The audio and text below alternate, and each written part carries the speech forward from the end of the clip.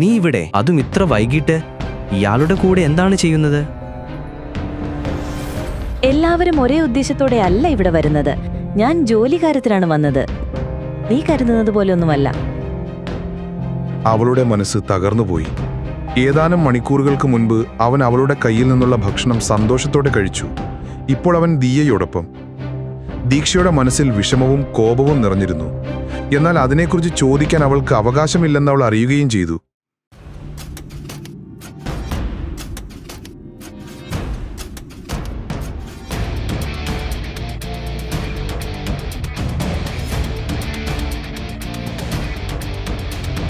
നീ വിവാഹം കഴിഞ്ഞതുകൊണ്ട് എന്നിൽ നിന്ന് രക്ഷപ്പെട്ടു എന്ന് വിചാരിക്കണ്ട.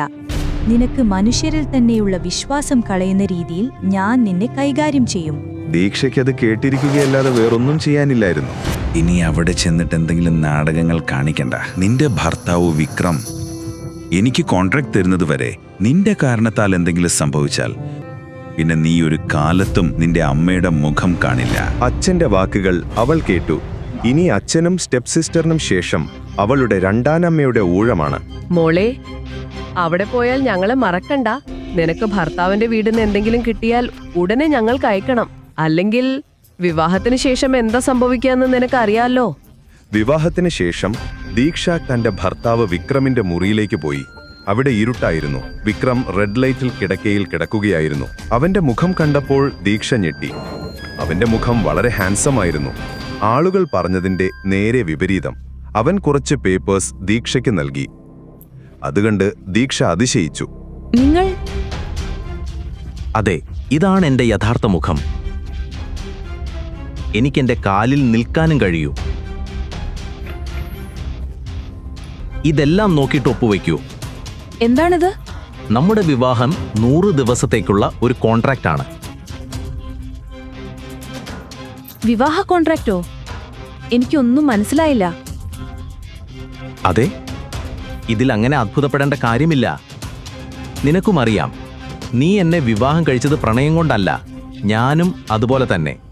അതിനാൽ ഈ കോൺട്രാക്റ്റിൽ ഒപ്പുവെക്കുന്നതിൽ നിനക്ക് പ്രയാസമുണ്ടാവേണ്ടതില്ല.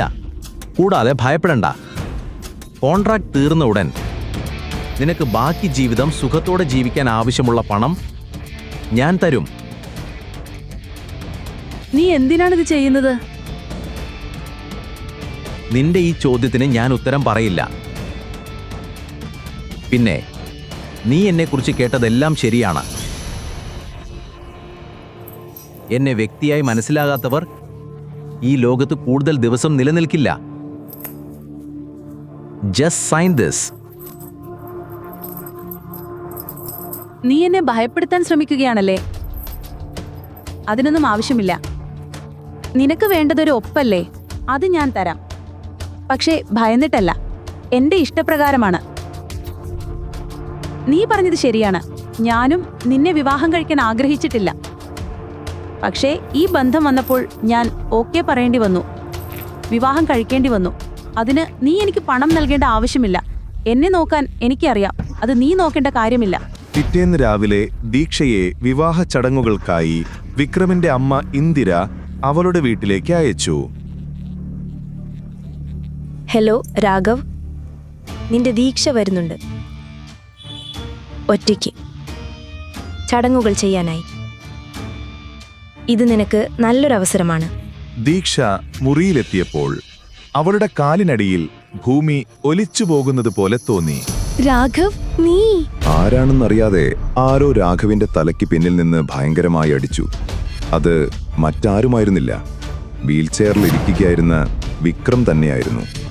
അവൻ രാഘവിൽ നിന്ന് ദീക്ഷയെ രക്ഷപ്പെടുത്തി അവളെ തിരിച്ചു വീട്ടിൽ കൊണ്ടുവന്നു. പക്ഷേ ദീക്ഷ വിക്രമിന്റെ ബെഡ്റൂമിലേക്ക് പോകാൻ തുടങ്ങുമ്പോൾ വിക്രമിന്റെ വിശ്വസ്തനായ മധു അവളെ തടഞ്ഞു. നീ അകത്തേക്ക് പോകരുത്. അത് മുകളിൽ നിന്നുള്ള ഉത്തരവാണ്. ഇനി ഒരിക്കലും അതേ മുറിയിലേക്ക് പോകാൻ പാടില്ലെന്ന് കേട്ടപ്പോൾ ദീക്ഷയുടെ കോപത്തിന് അതിരില്ലാതായി. അവൾ തടയാനാകാതെ കർശനമായ ശബ്ദത്തിൽ പറഞ്ഞു, ശരി, ഞാൻ പോകുന്നില്ല.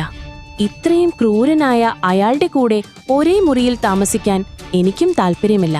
പക്ഷേ ഇവിടെയല്ലെങ്കിൽ വേറെ ഏത് മുറിയിലാണ് ഞാൻ താമസിക്കുക? ഇതിനുശേഷം മധു ദീക്ഷയെ ഒരു വലിയ ബെഡ്റൂമിലേക്ക് കൊണ്ടുപോയി.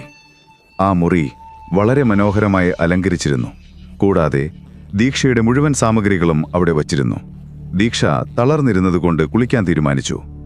അവൾ അത്താഴത്തിനായി എത്തിയപ്പോഴേക്കും വിക്രം തന്റെ ഭക്ഷണം കഴിച്ചു കഴിഞ്ഞിരുന്നു. അതേസമയം ദീക്ഷയുടെ ഫോൺ റിംഗ് ചെയ്തു. ഹലോ, നാളെ ലഞ്ച് എന്റെ വകയാക്കാം. എന്താ വിശേഷിച്ച്? ഡാ, എനിക്ക് നാട്ടിലെ കുറച്ച് ഭൂമിയുണ്ടായിരുന്നു. അത് വിറ്റ് നല്ല കാശ് കിട്ടി. നീ എന്റെ നല്ല ഫ്രണ്ടാണ്. എപ്പോ നാളത്തെ ലഞ്ച് നിന്റെ കൂടെ ആക്കാന്ന് കരുതി. ഓക്കേ, ഞാൻ വരാം. ശ്യാമിനെ വിളിക്കട്ടെ. നിനക്കെന്താ വട്ടായോ? എനിക്കല്ല, നിനക്കാണ് വട്ട്. നിനക്കറിയാലോ അവൻ എത്ര കാലമായിട്ട് നിന്നെ സ്നേഹിക്കുന്നുണ്ടെന്ന്. ഇപ്പൊ ഞാൻ വിവാഹിതയാണ്. അതെനിക്കറിയാം. അത് നിന്റെ ഇഷ്ടത്തിലല്ല നടന്നതെന്നും ദിയയ്ക്ക് വന്ന ആലോചന നിന്റെ മേൽ കെട്ടിവെച്ചതാണെന്നും ഒക്കെ എനിക്കറിയാം. നോക്ക്, നീ ശ്യാമിനെ വിളിച്ചോ, പക്ഷെ ഞാൻ വരില്ല. നിങ്ങൾ രണ്ടുപേരും തന്നെ കഴിച്ചാ മതി. ഷേ, നിനക്ക് സങ്കടായോ? ശരി, ശ്യാം വേണ്ട, നീയും ഞാനും മാത്രം. നാളെ ഹൗസ് ഓഫ് ഇറ്റാലിയൻസ് 1 മണിക്ക്. ഓക്കെ? ഓക്കെ, ശരി. പിറ്റേന്ന് കൃത്യം 1 മണിക്ക് ദീക്ഷ ഹൗസ് ഓഫ് ഇറ്റാലിയൻസ് എന്ന റെസ്റ്റോറന്റിലെത്തി. ശാലിനി അവളെ അവരുടെ റിസർവ് ചെയ്ത ടേബിളിലേക്ക് കൊണ്ടുപോയി. അവിടെ ഇരുന്നിരുന്ന പ്രണയ ജോഡികളെ കണ്ട ദീക്ഷയ്ക്ക് ദേഷ്യം വന്നു. നിങ്ങളുടെ കഴിഞ്ഞെങ്കിൽ ഒന്ന് എണീക്കൂ, ഇപ്പം ഞങ്ങൾക്ക് റിസർവേഷനുള്ള ടൈമാണ്. ഇത് കേട്ട് ആ കപ്പിൾ അവളുടെ അടുത്തേക്ക് തിരിഞ്ഞു.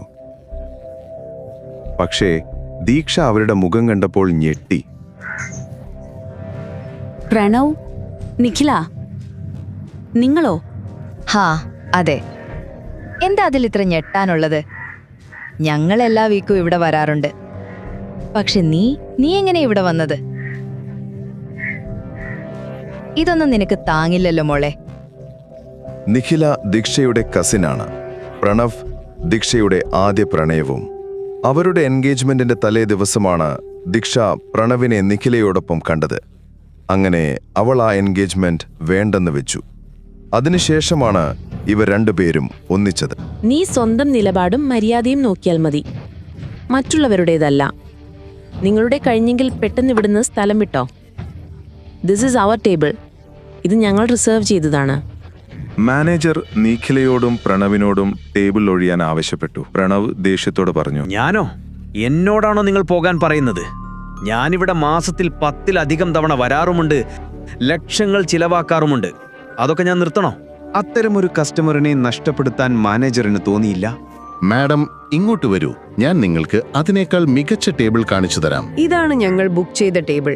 ഞങ്ങൾക്ക് ഇവിടെ തന്നെ ഇരിക്കണം. നിങ്ങൾ നീതിയോടൊപ്പമാണ് നിൽക്കേണ്ടത്. ഇത് ഞങ്ങൾ മുൻകൂർ ബുക്ക് ചെയ്ത ടേബിളാണ്. ഇവർക്ക് വേറെ ടേബിൾ അറേഞ്ച് ചെയ്ത് കൊടുത്തോളൂ. നിങ്ങൾക്ക് മനസ്സിലാകില്ലേ? എന്ന് വെച്ചാൽ കാണിച്ചു തരാം എങ്ങനെയെന്ന്. സെക്യൂരിറ്റി ശാലിനിയെയും ദീക്ഷയെയും പുറത്താക്കാനായി സമീപിക്കുന്നതിന് മുൻപേ ഒരാൾ കനത്ത ശബ്ദത്തിൽ ചോദിച്ചു, എന്താണ് ഇവിടെ നടക്കുന്നത്? അയാളെ കണ്ട ദീക്ഷ ഞെട്ടി. ആ ശബ്ദം വിക്രത്തിൻ്റെതായിരുന്നു. അവനോടൊപ്പം നിൽക്കുന്നത് അവളുടെ സഹോദരി ദിയയായിരുന്നു. വിക്രം മാനേജറിനെ വിളിച്ചു. അയാൾ വിക്രമിന്റെ ശബ്ദം കേട്ട് പേടിച്ച് വിറച്ചിരിക്കുകയായിരുന്നു. അതേസമയം ദിയ പറഞ്ഞ കാര്യം കേട്ട ദീക്ഷ ഞെട്ടിപ്പോയി. വിക്രം എന്ന പേരിനു പകരം ദിയ വിളിച്ചത് മിഥുൻ എന്നതാണ് ദീക്ഷയെ ഞെട്ടിച്ചത്. അവൻ അവിടെയുള്ള വെയിറ്ററിനെ വിളിച്ചു പറഞ്ഞു, ഇന്നു മുതൽ നീയാണ് ഇവിടുത്തെ മാനേജർ. ഇവിടെ നിയമങ്ങൾ എല്ലാവർക്കും ഒരേപോലെയാണ്. അതിന്റെ പിന്നാലെ വിക്രം ദിയയെ കൂട്ടിക്കൊണ്ട് VIP ഏരിയയിലേക്ക് പോയി. ശേഷം പ്രണവും നിഖിലയും ഒഴിഞ്ഞ ടേബിളിൽ ശാലിനിയും ദീക്ഷയും ഭക്ഷണം കഴിക്കാനിരുന്നു. പക്ഷേ നിഖിലയും പ്രണവും അപ്പോഴും പുറത്തുപോയില്ല. പ്രണവിന് പിന്നിൽ നിന്നും ആഞ്ഞൊരടി കിട്ടി. തല്ലിന്റെ ആഘാതം കാരണം അവൻ നിലത്തേക്ക് വീണു. അവനെ അടിച്ചത് വിക്രമായിരുന്നു. അവൻ കൂടുതൽ അടിക്കാൻ ശ്രമിച്ചപ്പോൾ ദീക്ഷ വിക്രത്തിന്റെ കൈ പിടിച്ചു. വിക്രം അമ്പരന്ന് നിന്നു. അതൊരു അവസരമായെടുത്ത് പ്രണവ് അവിടെ നിന്ന് ഓടിപ്പോയി. നിന്റെ സഹോദരിയുടെ ബോയ്ഫ്രണ്ടിനൊപ്പം ഇങ്ങനെയൊക്കെ ചെയ്യാൻ നിനക്ക് നാണമില്ലേ? ഇനിയും ഇതിന് ചുറ്റി നടന്നാൽ അത് റെക്കോർഡ് ചെയ്ത് ഞാൻ നിന്റെ ഭർത്താവിന് അയച്ചു കൊടുക്കും. മനസ്സിലായോ? ഇത് കണ്ട ദിയയ്ക്ക് ദേഷ്യവും അസൂയയും വന്നു. ദീക്ഷ ചെയ്തതിനെ വിക്രം പ്രതികരിക്കാത്തത് അവളെ ഭയപ്പെടുത്തുകയും ചെയ്തു. ഇതെന്താ, മിഥുനും ഇവളുടെ ചതിയിൽ കുടുങ്ങിയോ? ഇല്ല. എന്ത് തന്നെ ആയാലും അത് സംഭവിക്കാൻ ഞാൻ അനുവദിക്കില്ല. ഇനി അങ്ങനെയായി പോയാൽ എനിക്ക് ബോയ്ഫ്രണ്ടും ആഡംബര ജീവിതവും ഒക്കെ നഷ്ടമാകും. മാത്രമല്ല, ആ രാത്രി ഞാൻ ആ റൂമിൽ ഇല്ലായിരുന്നെന്ന് ദീക്ഷ മിഥുനോട് പറഞ്ഞു കൊടുക്കും. അതെങ്ങാനും മിഥുൻ അറിഞ്ഞാൽ അവൻ എനിക്ക് തരുന്ന ശിക്ഷ മരണത്തേക്കാൾ ഭയാനകമായിരിക്കും. കാരണം ആ ദിവസം താനായിരുന്നു അവന്റെ കൂടെ ഹോട്ടൽ ഇംപീരിയലിൽ ഉണ്ടായിരുന്നതെന്ന് ഞാൻ തന്നെയാണ് അവനോട് പറഞ്ഞത്. ആ രാത്രിയിൽ ദീക്ഷയും വിക്രമും പോയ ശേഷമാണ് അവൾ അവിടെ എത്തിയിരുന്നത്. അപ്പോഴാണ് അവൾക്ക് വളരെ വിലപിടിപ്പുള്ള വിക്രമിന്റെ ആ മോതിരം അവിടെ നിന്ന് കിട്ടിയത്. അവളുടെ ജീവിതത്തിൽ ഇത്രയും വിലയേറിയതൊന്നും അവൾ കണ്ടിട്ടുണ്ടായിരുന്നില്ല. ഈ റിങ് ഇത് എവിടെ നിന്നാണ് കിട്ടിയത്? ഇത് വലിയ വിലയുള്ളതായിരിക്കും. ഇതെനിക്ക് എന്റെ ബോയ്ഫ്രണ്ട് തന്നതാണ്. എപ്പോഴെങ്കിലും എനിക്ക് ആവശ്യമുണ്ടെങ്കിൽ ഇത് വിറ്റാൻ സമ്പന്നമായി ജീവിക്കാമെന്നും പറഞ്ഞു. എങ്കിൽ പറഞ്ഞോളൂ, എത്ര വില കിട്ടും ഇതിന്? ദിയ കൃത്യതയോടെ തന്നെ അയാൾ അത് വിശ്വസിക്കുമെന്ന് കരുതി പറഞ്ഞു. കടക്കാരൻ അവൾ പറഞ്ഞതൊന്നും വിശ്വസിച്ചില്ല. അയാൾ അവളെ സംശയത്തോടെ നോക്കി. അവളിത് കട്ടെടുത്ത് വന്നതാണെന്ന് അയാൾക്ക് മനസ്സിലായി. ഭയം പതിയെ അവളിലേക്ക് പടർന്നു. അയാളിനി പോലീസിനെ വിളിക്കുമോ? അവൾ ചിന്തിച്ചു. അങ്ങനെ എങ്ങാനും നടന്നാൽ അതാണ് അവളുടെ അന്ത്യം. പേടിച്ച് അവൾ പെട്ടെന്ന് റിംഗ് തട്ടിയെടുത്തു. അല്ലെങ്കിൽ വേണ്ട, നിങ്ങളുടെ കടയ്ക്ക് ഇതിന്റെ വില തരാൻ കഴിയില്ലെന്ന് തോന്നുന്നു. ഞാൻ വേറെ എവിടെയെങ്കിലും പോകാം. അവൾ അവിടെ നിന്ന് വേഗത്തിൽ ഇറങ്ങി നടന്നു. പക്ഷേ കടക്കാരൻ അപ്പോഴേക്കും പോലീസിനെ വിളിച്ചിട്ടുണ്ടെന്ന് അവൾക്ക് ഉറപ്പായിരുന്നു.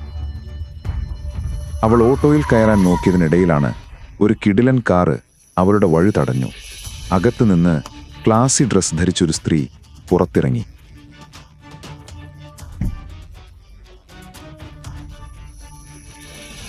ഹായ് മിസ്, ഞാൻ ഷനായ. നിങ്ങൾ വിൽക്കാൻ ശ്രമിച്ച ഈ റിംഗ് എവിടെ നിന്നാണ് കിട്ടിയത്? ദിയയുടെ ഹൃദയമിടിപ്പ് ഇരട്ടിയായി. ഈ റിംഗ് വലിയൊരു അപകടത്തിലേക്കാണ് അവളെ എത്തിക്കുന്നതെന്ന് അവൾക്ക് മനസ്സിലായി. സോറി, ഈ റിംഗ് ഞാൻ മോഷ്ടിച്ചതല്ല. ഞാൻ ആ രാത്രി ഹോട്ടൽ ഇംപീരിയൽ ഒരു റൂമിൽ കണ്ടപ്പോൾ എടുത്തതാണ്. നിങ്ങൾക്ക് വേണമെങ്കിൽ ഇത് ഞാൻ തരാം, പക്ഷേ ദയവായി എന്നെ ദ്രോഹിക്കരുത്. ആ റിംഗ് ദിയ മോഷ്ടിച്ചതല്ലേ? ആ രാത്രിയിൽ ഹോട്ടൽ ഇംപീരിയലിൽ സംഭവിച്ചത് എന്തായിരുന്നു? ദീക്ഷ റൂമിലെത്തിയത് എങ്ങനെ? ഈ റിംഗിന്റെ പിന്നിലെ രഹസ്യം എന്താണ്?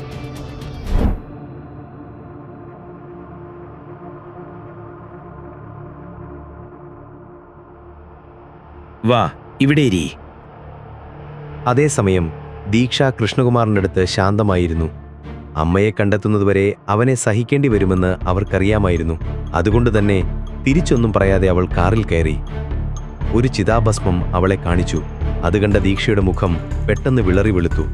ഞാൻ പറയുന്നത് ചെയ്യില്ലെങ്കിൽ ഈ ചിതാഭസ്മം നിന്റെ അടുത്തത് അമ്മയുടേതായിരിക്കും. തന്റെ കാര്യം നടക്കാൻ അവളോട് ഇത്രയും പറഞ്ഞാൽ മതിയെന്ന് അയാൾക്കറിയാമായിരുന്നു. നിങ്ങൾ പറഞ്ഞ പ്രകാരം ഞാൻ വിവാഹം കഴിച്ചു. ഇനിയും എന്താണ് നിങ്ങൾക്ക് വേണ്ടത്? നിന്റെ ഭർത്താവിനോട് പറയണം, നിന്നെ ആക്രമിച്ച ഗുണ്ടകളെ കണ്ടെത്താൻ എനിക്ക് നൽകിയ 24 മണിക്കൂറിന്റെ സമയം കഴിഞ്ഞു. എനിക്കവരെ കണ്ടെത്താൻ കഴിഞ്ഞില്ല. ഇപ്പോൾ എനിക്ക് ഭയമാകുന്നു. അവൻ എൻ്റെ നേരെ നടപടിയെടുക്കും. ഈ വിഷയം ഇവിടെ നിർത്താൻ പറയണം അവനോട്. അല്ലെങ്കിലും നിനക്കൊന്നും സംഭവിച്ചിട്ടൊന്നും ഇല്ലല്ലോ. എന്തുതന്നെയായാലും ദീക്ഷയ്ക്ക് തന്റെ അമ്മയെ സംരക്ഷിക്കേണ്ടത് അനിവാര്യമായിരുന്നു. ഈ ലോകത്തിൽ അവളുടെ സ്വന്തമായുള്ള ഒരേ ഒരാൾ അമ്മ. നിന്റെ അമ്മയെ സുരക്ഷിതമായി വേണമെങ്കിൽ ഞാൻ പറയുന്നത് പോലെ തന്നെ നീ ചെയ്യണം. അതിനാൽ കൃഷ്ണകുമാർ പറയുന്നതിന് പുറത്തേക്ക് വഴിയുണ്ടായിരുന്നില്ല. മനസ്സു കലങ്ങി ദീക്ഷ വിക്രമിനോട് കാര്യം അവതരിപ്പിക്കാൻ പെട്ടെന്ന് വീട്ടിലേക്കെത്തി.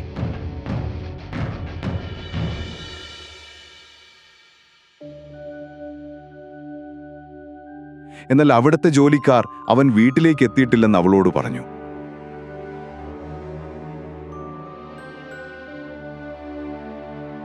വിവാഹം കഴിഞ്ഞ് 2 ദിവസമായിരുന്നു. എന്നാൽ ഇപ്പോഴും ദീക്ഷയുടെ കയ്യിൽ അവന്റെ ഫോൺ നമ്പർ ഉണ്ടായിരുന്നില്ല.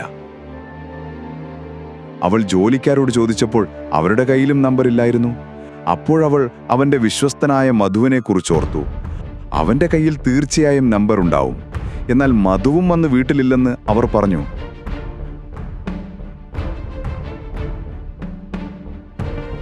അവസാന മാർഗമായി അവൾ തന്റെ സഹോദരി ദിയയെ വിളിച്ചു. ദിയ, മിഥുൻ നിന്റെ കൂടെയുണ്ടോ? ഹാ, ഇത്രയെല്ലാം കഴിഞ്ഞിട്ടും ഇപ്പോഴും മിഥുനെ അന്വേഷിച്ചു വിളിക്കാൻ നിനക്ക് നാണമില്ലേ? അവൾ അത് പറഞ്ഞതും മിഥുൻ ഫോൺ വാങ്ങി. ദിയ, എനിക്ക് എന്നാൽ ഫോണിന്റെ മറുവശത്ത് അവളുടെ ഭർത്താവ് വിക്രമിന്റെ ശബ്ദം കേട്ട് അവൾ ഒരു നിമിഷം സ്തംഭിച്ചു. എന്താണ് വേണ്ടത്? അവളുടെ ജീവിതത്തിൽ ആദ്യമായാണ് അവന്റെ ശബ്ദം അവൾ ഫോണിൽ കേൾക്കുന്നത്. എന്തോ ആ ശബ്ദം അവളെ ആകർഷിച്ചുപോയി. അത്യാവശ്യമായൊരു വിഷയം എനിക്ക് നിന്നോട് സംസാരിക്കാനുണ്ടായിരുന്നു. ഞാനിപ്പോൾ ബിസിയാണോ? വീട്ടിലേക്കെത്തുമ്പോൾ പറയാം. മിഥുൻ പറഞ്ഞത് കേട്ട ശേഷം ദീക്ഷ ഒരു വാക്കുപോലും പറയാതെ അവൾ ഫോൺ വെച്ചു. മിഥുനെ എങ്ങനെ അത് സമ്മതിപ്പിക്കുമെന്നവൾ ചിന്തിച്ചു. അപ്പോൾ അവൾക്കൊരു ഐഡിയ തോന്നി. അവൻ ഏറ്റവും ഇഷ്ടപ്പെട്ട ഭക്ഷണമുണ്ടാക്കാൻ അവൾ തീരുമാനിച്ചു. ആ വഴി കാര്യങ്ങൾ പറഞ്ഞേക്കാമെന്നും അവൾ കരുതി. അവൾ അവനിഷ്ടമുള്ള വിഭവങ്ങളെല്ലാം തയ്യാറാക്കി. എല്ലാം അലങ്കാരത്തോടെ സെറ്റ് ചെയ്തു.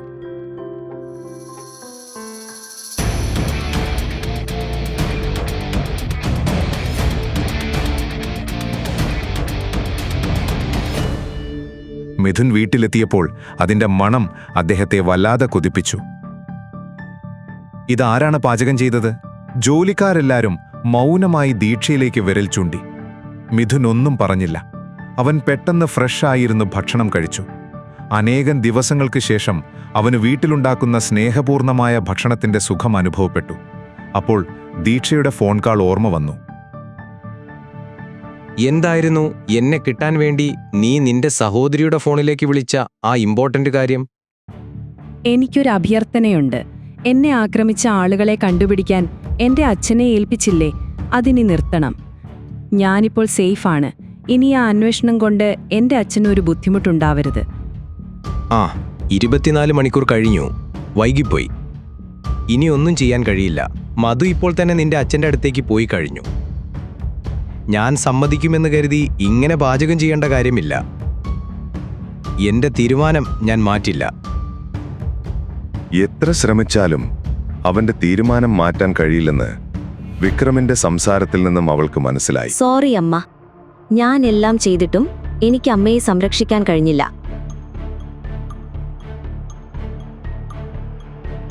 ഒരു രാത്രി ഇങ്ങനെ പാചകം ചെയ്താൽ കാര്യമില്ല. അടുത്ത 30 ദിവസം ഇങ്ങനെ തന്നെ പാചകം ചെയ്താൽ നീ പറയുന്നത് ഞാൻ കേൾക്കാം. ഞാൻ അടുത്ത 30 ദിവസം ഭക്ഷണം ഒരുക്കാം. ഇല്ല, 2 മാസം, 4 മാസം, ആവശ്യമായെങ്കിൽ എന്റെ ജീവിതം മുഴുവൻ. അതു പറഞ്ഞിട്ട് ദീക്ഷ ഓർത്തുപോയി. അവരുടെ വിവാഹം 100 ദിവസത്തെ കരാറിന്റെ ഭാഗമായിരുന്നു. ദീക്ഷയുടെ വാക്കുകൾ കേട്ട മിഥുൻ ഉടൻ തന്നെ മധുവിനെ വിളിച്ച് കാര്യം പറഞ്ഞു. കൃഷ്ണകുമാരനെതിരെയുള്ള നീക്കം വേണ്ടെന്ന് പറഞ്ഞു. അവന്റെ വാക്ക് കേട്ട ദീക്ഷ സന്തോഷിച്ചു. അമ്മ ഇനി സുരക്ഷിതയായെന്ന് ഉറപ്പുവന്നു. വിക്രമിനോട് അവൾ ആകർഷിതയായി പോവുകയാണെന്ന് മനസ്സിലാക്കി അവൾ ദേഷ്യത്തോടെ അവിടെ നിന്നും പോയി.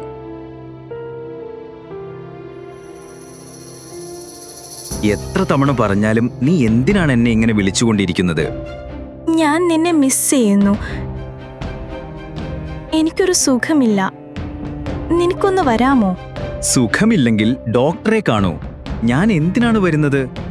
അവൻ വരില്ലെന്ന് ദിയക്കറിയാമായിരുന്നു.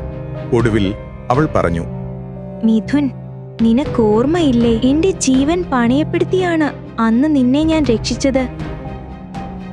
അതിനുശേഷം എനിക്ക് എന്നും അസുഖമാണ്. വീണ്ടും വീണ്ടും പനി വരുന്നു. ഇന്നും പനിയുണ്ടെനിക്ക്. ദിയയുടെ ഈ വാക്കുകൾ കേട്ട് മിഥുൻ വേറെ വഴിയില്ലായിരുന്നു. അന്ന് അവളാണ് തന്റെ ജീവൻ രക്ഷിച്ചത് എന്ന വിശ്വാസം ഇപ്പോഴും അവനിലുണ്ടായിരുന്നു. അവൻ പോകാൻ തീരുമാനിച്ചു. എവിടെയാണ് വരേണ്ടതെന്ന് അവൻ അവളോട് ചോദിച്ചു. ഹോട്ടൽ പേളിൽ റൂം 501 വരാൻ അവൾ പറഞ്ഞു. Hello, doctor Mohit. ദീക്ഷ, നമുക്ക് പെട്ടെന്നൊന്ന് ഹോട്ടൽ പേളിലേക്ക് പോകേണ്ടി വരും. നമ്മുടെ സ്ഥിരം രോഗിയായ വർമ്മ സാർ അവിടെയുണ്ട്. ഗുരുതരമായ നിലയിലാണ്. അക്യുപങ്ചർ ഇഞ്ചക്ഷൻ കൊടുക്കാൻ നീ അല്ലാതെ മറ്റാരുമില്ല. അതുകൊണ്ട് നീയും എന്നോടൊപ്പം വരണം. ശരി ഡോക്ടർ മോഹിത്, ഞാൻ ഉടൻ തന്നെ അവിടെ എത്താം. ദീക്ഷ തന്റെ ജോലിയിൽ അത്യന്തം സമർപ്പിതയായ വ്യക്തിയായിരുന്നു. ആരുടെ സഹായവും സ്വീകരിക്കാൻ അവൾ ഇഷ്ടപ്പെടാറില്ല. ഈ ജോലി മാത്രമാണ് അവളുടെ ജീവിതമാർഗം. അതേസമയം അവളുടെ ഭർത്താവ് വിക്രമും ദിയയും ആ ഹോട്ടലിൽ തന്നെ ഉണ്ടെന്ന് അവൾക്കറിയില്ലായിരുന്നു. ദീക്ഷ അതുല്യമായ കഴിവുള്ള ഒരു തെറാപ്പിസ്റ്റ് ആയിരുന്നു. ഇഞ്ചക്ഷൻ നൽകിയപ്പോൾ അയാളുടെ അവസ്ഥ മെച്ചപ്പെട്ടിരുന്നു. പക്ഷേ അടുത്ത് എന്താണ് സംഭവിക്കാനിരിക്കുന്നതെന്ന് അവൾക്കറിയില്ലായിരുന്നു. അപ്പോൾ തന്നെ മിഥുൻ അവളെ ഡോക്ടർ മോഹിത്തിനൊപ്പം കണ്ടു. നീ ഇവിടെ, അതും ഇത്ര വൈകിട്ട്, ഇയാളുടെ കൂടെ എന്താണ് ചെയ്യുന്നത്?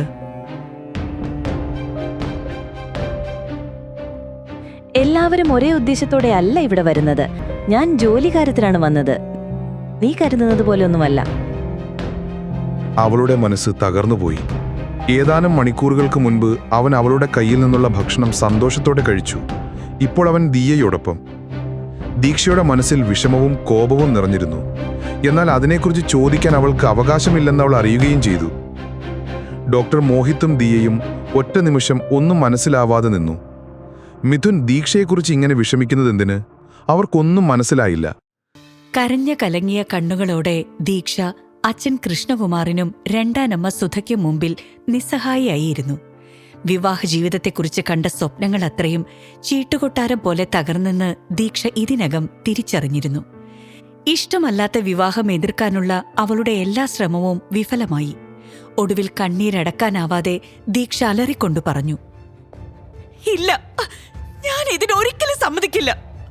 പകല് കണ്ട പോലും ആളുകളെ പേടിക്കുന്ന അയാളെ ജീവിതകാലം മുഴുവൻ ഞാൻ സഹിക്കണമെന്നാണ് അച്ഛൻ പറയുന്നത്. കല്യാണം കഴിക്കാതെ ഇവിടെ നിൽക്കേണ്ടി വന്നാലും ഞാൻ അയാളെ വിവാഹം കഴിക്കില്ല. സംസാരത്തിനിടയിൽ ദീക്ഷയുടെ ശബ്ദം ഇടറുന്നുണ്ടായിരുന്നു. അച്ഛന്റെ മുമ്പിൽ എത്ര കരഞ്ഞാലും ആ കണ്ണീരൊന്നും അയാളുടെ മനസ്സലിയിക്കില്ലെന്ന് ആരെക്കാളും നന്നായി ദീക്ഷയ്ക്കറിയാം. കൃഷ്ണകുമാർ അവളുടെ കല്യാണം നാട്ടിലെ ഏറ്റവും വലിയ പണക്കാരനായ മഠത്തിൽ തറവാട്ടിലെ വിക്രവുമായി ഉറപ്പിച്ചു വന്നിരിക്കുകയാണ്, അവളുടെ സമ്മതം പോലും ചോദിക്കാതെ. വിക്രമിന്റെ ശരീരം ഭാഗികമായി തളർന്നതിനാൽ വീൽചെയറിലായിരുന്നു അയാൾ സഞ്ചരിച്ചിരുന്നത്. അയാളുടെ മുഖം കോടിയതും ഒരുപാട് കുഴികൾ നിറഞ്ഞതും കാഴ്ചയിൽ തന്നെ ഭീകരത തോന്നിപ്പിക്കുന്നതുമായിരുന്നു. വിക്രമിനെക്കുറിച്ച് ആ നാട്ടിൽ പല കഥകളും പ്രചരിക്കുന്നുണ്ട്. പിശാച് മനുഷ്യന്റെ രൂപമെടുത്ത പോലെയാണ് അയാൾ എന്നാണ് പലരും പറയുന്നത്. കാഴ്ചയിലുള്ള വികൃത രൂപം അയാളുടെ സ്വഭാവത്തിനുമുണ്ടെന്നാണ് പലരുടെയും അഭിപ്രായം. അയാൾക്കെന്തോ മാറാരോഗമാണെന്നും കുറച്ചു കാലമേ അയാൾക്ക് ആയുസുള്ളൂ എന്നും പല കഥകളും കേൾക്കുന്നുണ്ട്. എന്നാൽ വിക്രമിന് പിന്നിൽ ആർക്കും അറിയാത്ത ചില രഹസ്യങ്ങളുണ്ട്. വിക്രമിന്റെ വൈകല്യങ്ങളെല്ലാം അറിയുന്ന അച്ഛൻ സ്വാർത്ഥ താൽപര്യത്തിന് വേണ്ടി മാത്രമാണ് ഇപ്പൊ ഈ കല്യാണാലോചനയുമായി വന്നിരിക്കുന്നതെന്ന് ദീക്ഷയ്ക്കറിയാമായിരുന്നു. ദീക്ഷയും അച്ഛൻ കൃഷ്ണകുമാറും അമ്മ ലതയും സന്തോഷത്തോടെയായിരുന്നു കഴിഞ്ഞിരുന്നത്. സ്നേഹത്തോടെ ജീവിച്ച അവരുടെ ഇടയിലേക്കാണ് വർഷങ്ങൾക്കു മുൻപ് സുധ കടന്നുവരുന്നത്. കൃഷ്ണകുമാർ സുധയെ പരിചയപ്പെട്ടതോടെ അവരുടെ കുടുംബത്തിന്റെ താളം തെറ്റാൻ തുടങ്ങി. പലതവണ സൂചനകൾ കിട്ടിയിട്ടും പലരും പറഞ്ഞിട്ടും അമ്മ അച്ഛനെ അന്ധമായി വിശ്വസിച്ചു. പക്ഷെ സുധയുടെയും കൃഷ്ണകുമാറിന്റെയും ബന്ധം ഒരു പ്രണയത്തിലേക്ക് വളർന്നു. സുധ ദിയയ്ക്ക് ജന്മം നൽകി. ഇതറിഞ്ഞ ദീക്ഷയുടെ അമ്മയുടെ മാനസിക നില തെറ്റി. അവരെ ഒരു മെന്റൽ ഹോസ്പിറ്റലിൽ അഡ്മിറ്റാക്കി. അമ്മ പോയതോടെ പിന്നീടങ്ങോട്ട് അച്ഛന്റെ വേറൊരു മുഖമാണ് ദീക്ഷ കണ്ടത്. അയാളുടെ സ്നേഹം മുഴുവൻ സുധയിലേക്കും ദിയയിലേക്കുമായി ചുരുങ്ങി. ദീക്ഷ ആ വീട്ടിൽ ഒറ്റപ്പെട്ടു. പിന്നീടുള്ള ജീവിതത്തിൽ ഒരിക്കലും ദീക്ഷ സന്തോഷത്തോടെ ഉറങ്ങിയിട്ടില്ല. പല രാത്രികളിലും അവളെ അവിടെ ഒറ്റയ്ക്കാക്കി അവർ കറങ്ങാൻ പോയി. പേടിച്ചു കരഞ്ഞ അന്നത്തെ ആ കൊച്ചുകുട്ടിയിൽ നിന്നും ഇപ്പോൾ അച്ഛൻ എന്ന ഒരാൾ തന്റെ ജീവിതത്തിൽ ഇല്ല എന്ന നിലയിലേക്ക് ദീക്ഷയുടെ മനസ്സ് വളർന്നു. ആ അച്ഛനാണ് ഇപ്പോൾ തന്നെ വെച്ച് ലാഭം കൊയ്യാൻ നോക്കുന്നത്. മോളെ, നീ വല്ലാതെ ഞങ്ങളെ തെറ്റിദ്ധരിച്ചിരിക്കുക. നിന്റെ നല്ലതിനു വേണ്ടി മാത്രമാണ് ഞങ്ങൾ ഇതെല്ലാം പറയുന്നത്. സത്യത്തിൽ ഈ ആലോചന നിന്റെ അനിയത്തി ദിയയ്ക്ക് വന്നതായിരുന്നു. വീട്ടിലെ മൂത്ത മോളായ നീ ഇങ്ങനെ നിൽക്കുമ്പോ എങ്ങനെ ഞങ്ങള് ദിയയെ വിവാഹം കഴിപ്പിക്കും? അതുകൊണ്ടാ കോടീശ്വരനായ വിക്രമിന്റെ വിവാഹാലോചന നിനക്കായി ഞങ്ങൾ കൊണ്ടുവന്നത്. ഇതിന് നീ സമ്മതിക്കണം. സുധ ദീക്ഷയോട് ഇതുവരെ ഇല്ലാത്തത്ര സ്നേഹത്തോടെ സംസാരിച്ചു. വിവാഹ കച്ചവടം ഉറപ്പിച്ച ശേഷം മുടങ്ങാതിരിക്കാൻ സുധ ആവുന്നത്ര ശ്രമിച്ചു. ഞാൻ ഇതിന് സമ്മതിക്കില്ലെന്ന് നിങ്ങളോട് എത്ര തവണ പറഞ്ഞു? അത്ര നല്ല ബന്ധാണെങ്കിൽ നിങ്ങളുടെ മോളെ ദിയെ കൊണ്ട് കെട്ടിക്ക്. എനിക്ക് വേണ്ട. ഇത് കേട്ടതും സുധയും കൃഷ്ണകുമാറും പരസ്പരം നോക്കി. സത്യത്തിൽ ഈ വിവാഹാലോചനയുമായി മഠത്തിൽ കുടുംബം തങ്ങളെ ബന്ധപ്പെട്ടത് ദിയയ്ക്ക് വേണ്ടിയായിരുന്നു. എന്നാൽ വിരൂപനും വികലാംഗനുമായ വിക്രമിനെ കൊണ്ട് ദിയയെ വിവാഹം കഴിപ്പിക്കാൻ അവർക്ക് തോന്നിയില്ല. എന്നാൽ മഠത്തിൽ കുടുംബവുമായുള്ള ബന്ധം ലോട്ടറി അടിക്കുന്നതിന് തുല്യമാണ്. അതുകൊണ്ട് ഇത് വിട്ടുകളയാനും വയ്യ. അങ്ങനെ ഇരിക്കുമ്പോൾ സുധയുടെ മനസ്സിൽ വന്ന ആശയമാണ് ദീക്ഷയെ വിക്രമിന് വേണ്ടി ആലോചിക്കാമെന്ന്. അങ്ങനെ അവരോട് സംസാരിച്ച് ഈ ബന്ധം ഉറപ്പിച്ചിട്ടാണ് ഇരുവരും വന്നിരിക്കുന്നത്. നോക്ക് മോളെ, ഇത്രയും വലിയ കുടുംബത്തിന്റെ ഭാഗമാവുന്നതോടുകൂടി നിന്റെ ജീവിതം സുരക്ഷിതമാവും. അത്രയും ഞങ്ങൾ ആഗ്രഹിച്ചിട്ടുള്ളൂ. എല്ലാം നിന്റെ നല്ലതിനു വേണ്ടി മാത്രമാണ്. നിനക്കത് മനസ്സിലാക്കാൻ സാധിക്കുന്നില്ലെങ്കിൽ പിന്നെ ഞങ്ങൾ എന്തു ചെയ്യാനാ? സുധ നാടകം തുടർന്നു. നിങ്ങളുടെ ആഗ്രഹമൊക്കെ എന്താണെന്ന് എനിക്കറിയാം. അതുകൊണ്ട് നിങ്ങൾ ഇനി എത്രയൊക്കെ കിടന്ന് അഭിനയിച്ചാലും ഞാൻ സമ്മതിക്കുന്നു നിങ്ങൾ പ്രതീക്ഷിക്കണ്ട. ദീക്ഷ തീർത്തു പറഞ്ഞു. ആണോ? നിന്റെ അമ്മയെ കാണിച്ചു തന്നാലും ഇതാണോ നിന്റെ തീരുമാനം? സുധ അവസാന ആയുധം പുറത്തെടുത്തു. ദീക്ഷ ഞെട്ടിപ്പോയി. അമ്മ. അന്ന് മെന്റൽ ഹോസ്പിറ്റൽ ആയതിനു ശേഷം ഇടയ്ക്കിടെ ദീക്ഷ അമ്മയെ സന്ദർശിക്കുമായിരുന്നു. എന്നാൽ ഒരിക്കൽ അമ്മ ആരോടും പറയാതെ, ആരും കാണാതെ അവിടെ നിന്നും എവിടേക്കോ ഇറങ്ങിപ്പോയി. ഒരുപാട് അന്വേഷിച്ചെങ്കിലും കണ്ടുകിട്ടിയില്ല. ഇനി ഒരിക്കലും കാണാൻ കഴിയില്ലെന്ന് കരുതിയ ആ അമ്മയെ കാണിച്ചു തരാമെന്നാണ് ഇപ്പോൾ ഇവർ പറയുന്നത്. ദീക്ഷയ്ക്ക് സുധയുടെ വാക്കുകൾ വിശ്വസിക്കാനായില്ല. സുധ കൃഷ്ണകുമാറിനെ നോക്കി. അയാൾ ടേബിളിന്റെ ഉള്ളിൽ നിന്നും ഒരു ഫയൽ പുറത്തെടുത്തു. അതിൽ കുറച്ച് ഫോട്ടോസ് ആയിരുന്നു. സുധ അത് ദീക്ഷയുടെ നേർക്ക് നീട്ടി. അത് കണ്ടതും അവളുടെ കണ്ണുകൾ നിറഞ്ഞു. അതുവരെ പിടിച്ചു നിന്ന് അവളുടെ ധൈര്യമെല്ലാം ചോർന്നു പോകുന്നത് പോലെ. അമ്മയുടെ ഫോട്ടോസ് ആയിരുന്നു അത്. അമ്മ എവിടെയോ അലസമായി ഇരിക്കുന്നതിന്റെ ചിത്രമാണത്. പക്ഷേ എവിടെയാണെന്ന് മനസ്സിലാവുന്നില്ല. ഇത് കണ്ടോ? ഹോസ്പിറ്റലിൽ നിന്ന് ചാടിപ്പോയ നിന്റെ അമ്മയെ ഞങ്ങൾ കണ്ടെത്തിയിട്ടുണ്ട്. അവരെ ഞങ്ങൾ ഒരു സ്ഥലത്ത് താമസിപ്പിച്ചിരിക്കുക.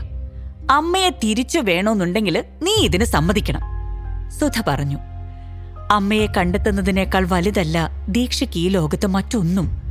അവൾ നിസ്സഹായതയോടെ സുധയുടെ മുഖത്തേക്ക് നോക്കി. അതിൽ അവളുടെ വിവാഹ സമ്മതമുണ്ടായിരുന്നു. അങ്ങനെ ആ ദിവസം വന്നെത്തി. മഠത്തിൽ തറവാട്ടിലെ വിക്രമും കൃഷ്ണകുമാറിന്റെ മകൾ ദീക്ഷയുമായിട്ടുള്ള വിവാഹം. മഠത്തിൽ തറവാട്ടിലെ സാധാരണ വിവാഹങ്ങളിൽ നിന്നെല്ലാം വ്യത്യസ്തമായിരുന്നു ആ ചടങ്ങ്. ആർഭാടങ്ങളൊന്നുമില്ലാതെ അടുത്ത ബന്ധുക്കളും സുഹൃത്തുക്കളും മാത്രം പങ്കെടുത്ത ഒരു ചെറിയ വിവാഹം. വിവാഹവേഷത്തിൽ മണ്ഡപത്തിൽ ഇരിക്കുകയാണ് ദീക്ഷ. പക്ഷെ അവളുടെ മുഖം ഒട്ടും പ്രസന്നമായിരുന്നില്ല. കൃഷ്ണകുമാറും സുധയും ക്ഷണിക്കപ്പെട്ട അതിഥികളെ വരവേൽക്കുന്ന തിരക്കിലാണ്. എന്നാലും കൃഷ്ണ, നിന്റെ ഒരു ഭാഗ്യം. ഇത്രയും വലിയ കുടുംബത്തിലേക്കാണല്ലോ മകളെ കെട്ടിച്ചയക്കുന്നത്. ഇനി നിന്നെ കാണാൻ പോലും കിട്ടില്ലല്ലോ, കൃഷ്ണകുമാറിനോട് ഒരു ബന്ധു പറഞ്ഞു. എല്ലാം എന്റെ മോളുടെ ഭാഗ്യം. ഇനി വേണം എല്ലാം ഒന്ന് നന്നാക്കിയെടുക്കാൻ, അയാൾ അഭിമാനത്തോടെ പറഞ്ഞു. എങ്കിലും ഇതുപോലൊരാളെ വിവാഹം കഴിക്കാൻ ദീക്ഷ എങ്ങനെ സമ്മതിച്ചു? ബന്ധുവിന് സംശയം. അവൾ എന്റെ മോളല്ലേ, ഞാൻ പറഞ്ഞ അവളെ എന്തു അനുസരിക്കും. അതും പറഞ്ഞ് കൂടുതൽ ചോദ്യങ്ങൾ കേൾക്കാൻ നിൽക്കാതെ കൃഷ്ണകുമാർ അവിടെ നിന്നും പോയി. കല്യാണത്തിന് വന്നുണ്ടു പോകുന്നതും പോരാ, പല പല സംസാരങ്ങളും ചോദ്യങ്ങളുമാണ്. തൽക്കാലം എല്ലാത്തിനും മറുപടി കൊടുക്കാൻ എനിക്ക് സൗകര്യമില്ല. എത്രയും പെട്ടെന്ന് ഈ ചടങ്ങൊന്ന് കഴിഞ്ഞു കിട്ടിയാൽ മതിയായിരുന്നു, കൃഷ്ണകുമാർ സുധയോട് പറഞ്ഞു. അയാൾ ദീക്ഷയുടെ മുഖത്തേക്ക് നോക്കി. അവൾ തലകുനിച്ചിരിക്കുകയാണ്. വീൽചെയറിൽ വിവാഹ മണ്ഡപത്തിലേക്ക് വന്ന വിക്രമിന്റെ മുഖത്ത് നോക്കാൻ പോലും ദീക്ഷയ്ക്ക് തോന്നിയില്ല. മനസ്സ് മരവിച്ച പോലെയാണ് അവൾ അവിടെ ഇരുന്നത്. ചുറ്റും നടക്കുന്നതൊന്നും അവൾ അറിയുന്നില്ല. എവിടെയെന്നറിയാത്ത അവളുടെ അമ്മയെ കണ്ടുപിടിക്കണം, അത് മാത്രമായിരുന്നു ലക്ഷ്യം. ഇതിനിടയിൽ താളമേളമുയർന്നു. വിക്രം ദീക്ഷയുടെ കഴുത്തിൽ താലി ചാർത്തി. അവൾ ഒരു നിമിഷം കണ്ണടച്ചു നിന്നു. അവളുടെ ജീവിതത്തിന്റെ പുതിയൊരധ്യായം ഇവിടെ തുടങ്ങുകയാണ്. വിവാഹരാത്രി. മഠത്തിൽ വീട്ടിലെ ദീക്ഷയുടെ ആദ്യ ദിവസം. വിവാഹ വസ്ത്രങ്ങളെല്ലാം മാറ്റി നിന്ന ദീക്ഷയ്ക്ക് ആ വലിയ വീട്ടിൽ ഇനി എന്താണ് ചെയ്യേണ്ടതെന്ന് അറിയില്ലായിരുന്നു. അമ്മയെക്കുറിച്ച് ആലോചിച്ച് അവൾക്ക് സങ്കടം തോന്നി. അമ്മയ്ക്ക് വേണ്ടിയാണ് താൻ ഇതെല്ലാം ചെയ്തത്. ആ വീട്ടിൽ തന്നെ എന്തൊക്കെയാണ് കാത്തിരിക്കുന്നതെന്നറിയാതെ അവൾ ആകെ പേടിച്ചു. പെട്ടെന്ന് ആരൊക്കെയോ മുറിയിലേക്ക് വന്ന് അവളെ കൂട്ടിക്കൊണ്ടുപോയി. എല്ലാവരും ചേർന്ന് അവളെ വിക്രമിന്റെ മുറിയിലേക്ക് തള്ളിവിട്ടു. അവൾ ചുറ്റും നോക്കി. മുറിയിൽ മുഴുവൻ ഇരുട്ടായിരുന്നു. നേർത്ത ഒരു ചുവന്ന ലൈറ്റു മാത്രം. അവിടെ കട്ടിലിൽ ചേതനയേറ്റ ശരീരം പോലെ വിക്രം കിടക്കുന്നുണ്ടായിരുന്നു. ഇരുട്ടുകൊണ്ട് അവന്റെ മുഖം അവൾക്ക് വ്യക്തമായില്ല. അവൾ പേടിച്ച് കട്ടിലിനടുത്തേക്ക് നടന്നെടുത്തു. നീയെന്താ അവിടെ തന്നെ നിന്നു കളഞ്ഞത്? അടുത്തേക്ക് വരൂ, കട്ടിലിൽ നിർജീവമായി കിടക്കുന്ന ആ ശരീരത്തിൽ നിന്നും വിക്രമിന്റെ ഘനഗാംഭീര്യമുള്ള സ്വരമുയർന്നു. ആ ശബ്ദം കേട്ടതും ദീക്ഷ ഒന്ന് ഞെട്ടി. എവിടെയോ കേട്ട് മറന്നതുപോലെ അവൾ വിക്രമിന്റെ അടുത്തേക്ക് മെല്ലെ നടന്നെടുത്തു. അതേസമയം അവൾ അടുത്തേക്ക് വന്നപ്പോൾ വിക്രമിന് പരിചിതമായൊരു സുഗന്ധം പോലെ തോന്നി. വിക്രം ആ ഗന്ധം ആസ്വദിച്ചു. എവിടെയോ പരിചയമുള്ളതുപോലെ ഒരു തോന്നൽ. സത്യത്തിൽ അവർ രണ്ടുപേർക്കും അറിയാത്ത, അവർ പരസ്പരം മനസ്സിലാക്കാതെ പോയൊരു സംഭവം അവരുടെ ജീവിതത്തിൽ കഴിഞ്ഞുപോയിരുന്നു. ഒരാഴ്ച മുമ്പ് ദീക്ഷയുടെ പിറന്നാൾ ദിനമായിരുന്നു അന്ന്. 20ാം പിറന്നാൾ ആഘോഷിക്കുന്ന ദീക്ഷയ്ക്കായി ദിയ ഒരു പാർട്ടി സംഘടിപ്പിക്കുന്നുണ്ടെന്നും പറഞ്ഞ് അവൾ ഹോട്ടൽ ഇംപീരിയലിലേക്ക് വിളിപ്പിച്ചു. അനിയത്തിയുടെ പെട്ടെന്നുള്ള സ്നേഹത്തിൽ ദീക്ഷയ്ക്ക് സംശയം തോന്നിയെങ്കിലും അവൾ അവിടേക്ക് പോയി. അവിടെ ഒരു മുറിയിൽ ദിയ അവളെ കാത്തിരിക്കുന്നുണ്ടായിരുന്നു. എന്താ മോളെ, പെട്ടെന്നൊരു സ്നേഹം? ദീക്ഷ പരിഹാസത്തോടെ ചോദിച്ചു. ചേച്ചി എന്നെ എപ്പോഴും തെറ്റിദ്ധരിക്കുക. അച്ഛനും അമ്മയും ചേച്ചിയോട് അങ്ങനെയൊക്കെ പെരുമാറുന്നു വെച്ച് എന്റെ ഉള്ളില് സ്നേഹമില്ലെന്നാണോ കരുതുന്നത്? അതൊക്കെ വെറുതെയാ. ആ തെറ്റിദ്ധാരണയെല്ലാം മാറ്റാനാ ഞാൻ ഇങ്ങനൊരു പാർട്ടി ചേച്ചിക്ക് വേണ്ടി ഒരുക്കിയത്, ദിയ ദീക്ഷയോട് പറഞ്ഞു. ദിയയെ നന്നായി അറിയാവുന്ന ദീക്ഷ അത് വിശ്വസിച്ചില്ലെങ്കിലും വെറുതെ ഒന്ന് മൂളി. ദിയ ഒരു ഗ്ലാസ് എടുത്ത് ദീക്ഷയ്ക്ക് നേരെ നീട്ടിക്കൊണ്ടു പറഞ്ഞു, ചേച്ചി ആദ്യം ഇതൊന്ന് കുടിക്ക്. ഇവിടെ വരെ വന്നതല്ലേ, നല്ല ക്ഷീണം ഉണ്ടാവും. ദിയ അവൾക്ക് കുടിക്കാൻ ഡ്രിങ്ക്സ് നൽകി. പക്ഷേ അതിലവൾ മയങ്ങാനുള്ള പൊടി കലർത്തിയിരുന്നു. ദീക്ഷ ആദ്യം ഒന്ന് സംശയിച്ചു നിന്നു. ഇനി എന്തെങ്കിലും അപകടം പതിയിരിക്കുന്നുണ്ടോ? പിന്നെ എല്ലാം തന്റെ സംശയങ്ങളാവുമെന്ന് കരുതി. എന്തായാലും നിന്റെ കൈകൊണ്ട് ആദ്യമായിട്ടൊരു ഗ്ലാസ് വെള്ളം തന്നതല്ലേ, ഞാൻ കുടിച്ചേക്കാം എന്നും പറഞ്ഞ് ദീക്ഷ അത് വാങ്ങി കുടിച്ചു. അതുകണ്ട് ദിയ മനസ്സിൽ ഗൂഢമായിട്ടൊന്ന് ചിരിച്ചു. ദീക്ഷയ്ക്ക് പെട്ടെന്ന് തല ചുറ്റുന്നത് പോലെ തോന്നി. അവൾ അവിടെ ഒരു സോഫയിലേക്ക് തളർന്നു വീണു. ദിയ അവളെ എടുത്ത് ബെഡിലേക്ക് കിടത്തി.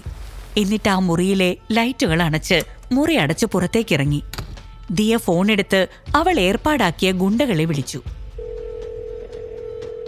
Everything is okay now. അവള് മുറിയിലുണ്ട്, നിങ്ങൾക്ക് വരാം. എന്നിട്ടൊരു പൈശാചികമായ ചിരിയോടെ ആ ഫോൺ പോക്കറ്റിലേക്കിട്ട് അവൾ അവിടെ നിന്നും പോയി. എന്നാൽ ആ ഗുണ്ടകൾ ഹോട്ടൽ മാറി മറ്റൊരിടത്തേക്ക് പോയത് ദിയ അറിഞ്ഞില്ല. തന്റെ പ്ലാനുകളെല്ലാം കൃത്യമായി നടക്കാൻ പോകുന്നതിന്റെ സന്തോഷത്തിൽ അവൾ വീട്ടിലേക്ക് പോയി. ഇതേ സമയം ഹോട്ടലിൽ ദീക്ഷ കണ്ണുകൾ തുറക്കാനാവാതെ അർദ്ധബോധാവസ്ഥയിൽ കിടക്കുകയായിരുന്നു. പെട്ടെന്ന് ആരോ മുറിയുടെ ഡോറ് തുറന്ന് ഉള്ളിലേക്ക് വന്നു. ഇരുട്ടത്ത് വന്ന ആളുടെ മുഖം അവൾക്ക് വ്യക്തമായില്ല. കണ്ണുകൾ പ്രയാസപ്പെട്ട് തുറക്കാൻ ശ്രമിച്ചെങ്കിലും അവൾക്കതിന് സാധിച്ചില്ല. അവ്യക്തമായ ചില കാഴ്ചകൾ മാത്രം. അതൊരു പുരുഷനായിരുന്നു. നിങ്ങൾക്കെന്നെ ഒന്ന് സഹായിക്കാമോ? എങ്കിൽ ഞാൻ നിങ്ങളെയും സഹായിക്കാം. മറ്റേതോ ലോകത്തിൽ നിന്നാണ് ആ ശബ്ദം വരുന്നതെന്ന് അവൾക്ക് തോന്നി. എന്ത് സഹായമാണ് ഇയാൾ പറയുന്നത്? ആ മയക്കത്തിലും ഇരുട്ടിലും ആ കൂർത്ത കണ്ണുകൾ അവൾക്ക് കാണാമായിരുന്നു. അവൾക്കൊന്നും ഓർക്കാൻ കഴിയാതെ ഒരു മയക്കത്തിലേക്ക് വീണുപോയി. പിറ്റേന്ന് ബോധം തെളിഞ്ഞപ്പോൾ ദീക്ഷ ആകെ അത്ഭുതപ്പെട്ടു. താനിപ്പോൾ കിടക്കുന്നത് ഹോട്ടൽ ഇംപീരിയലിന്റെ മുറിയിലല്ല, റോഡരികിലാണ്. ഇന്നലെ എന്തൊക്കെയാണ് സംഭവിച്ചത്? അവൾക്കൊന്നും ഓർത്തെടുക്കാൻ സാധിച്ചില്ല.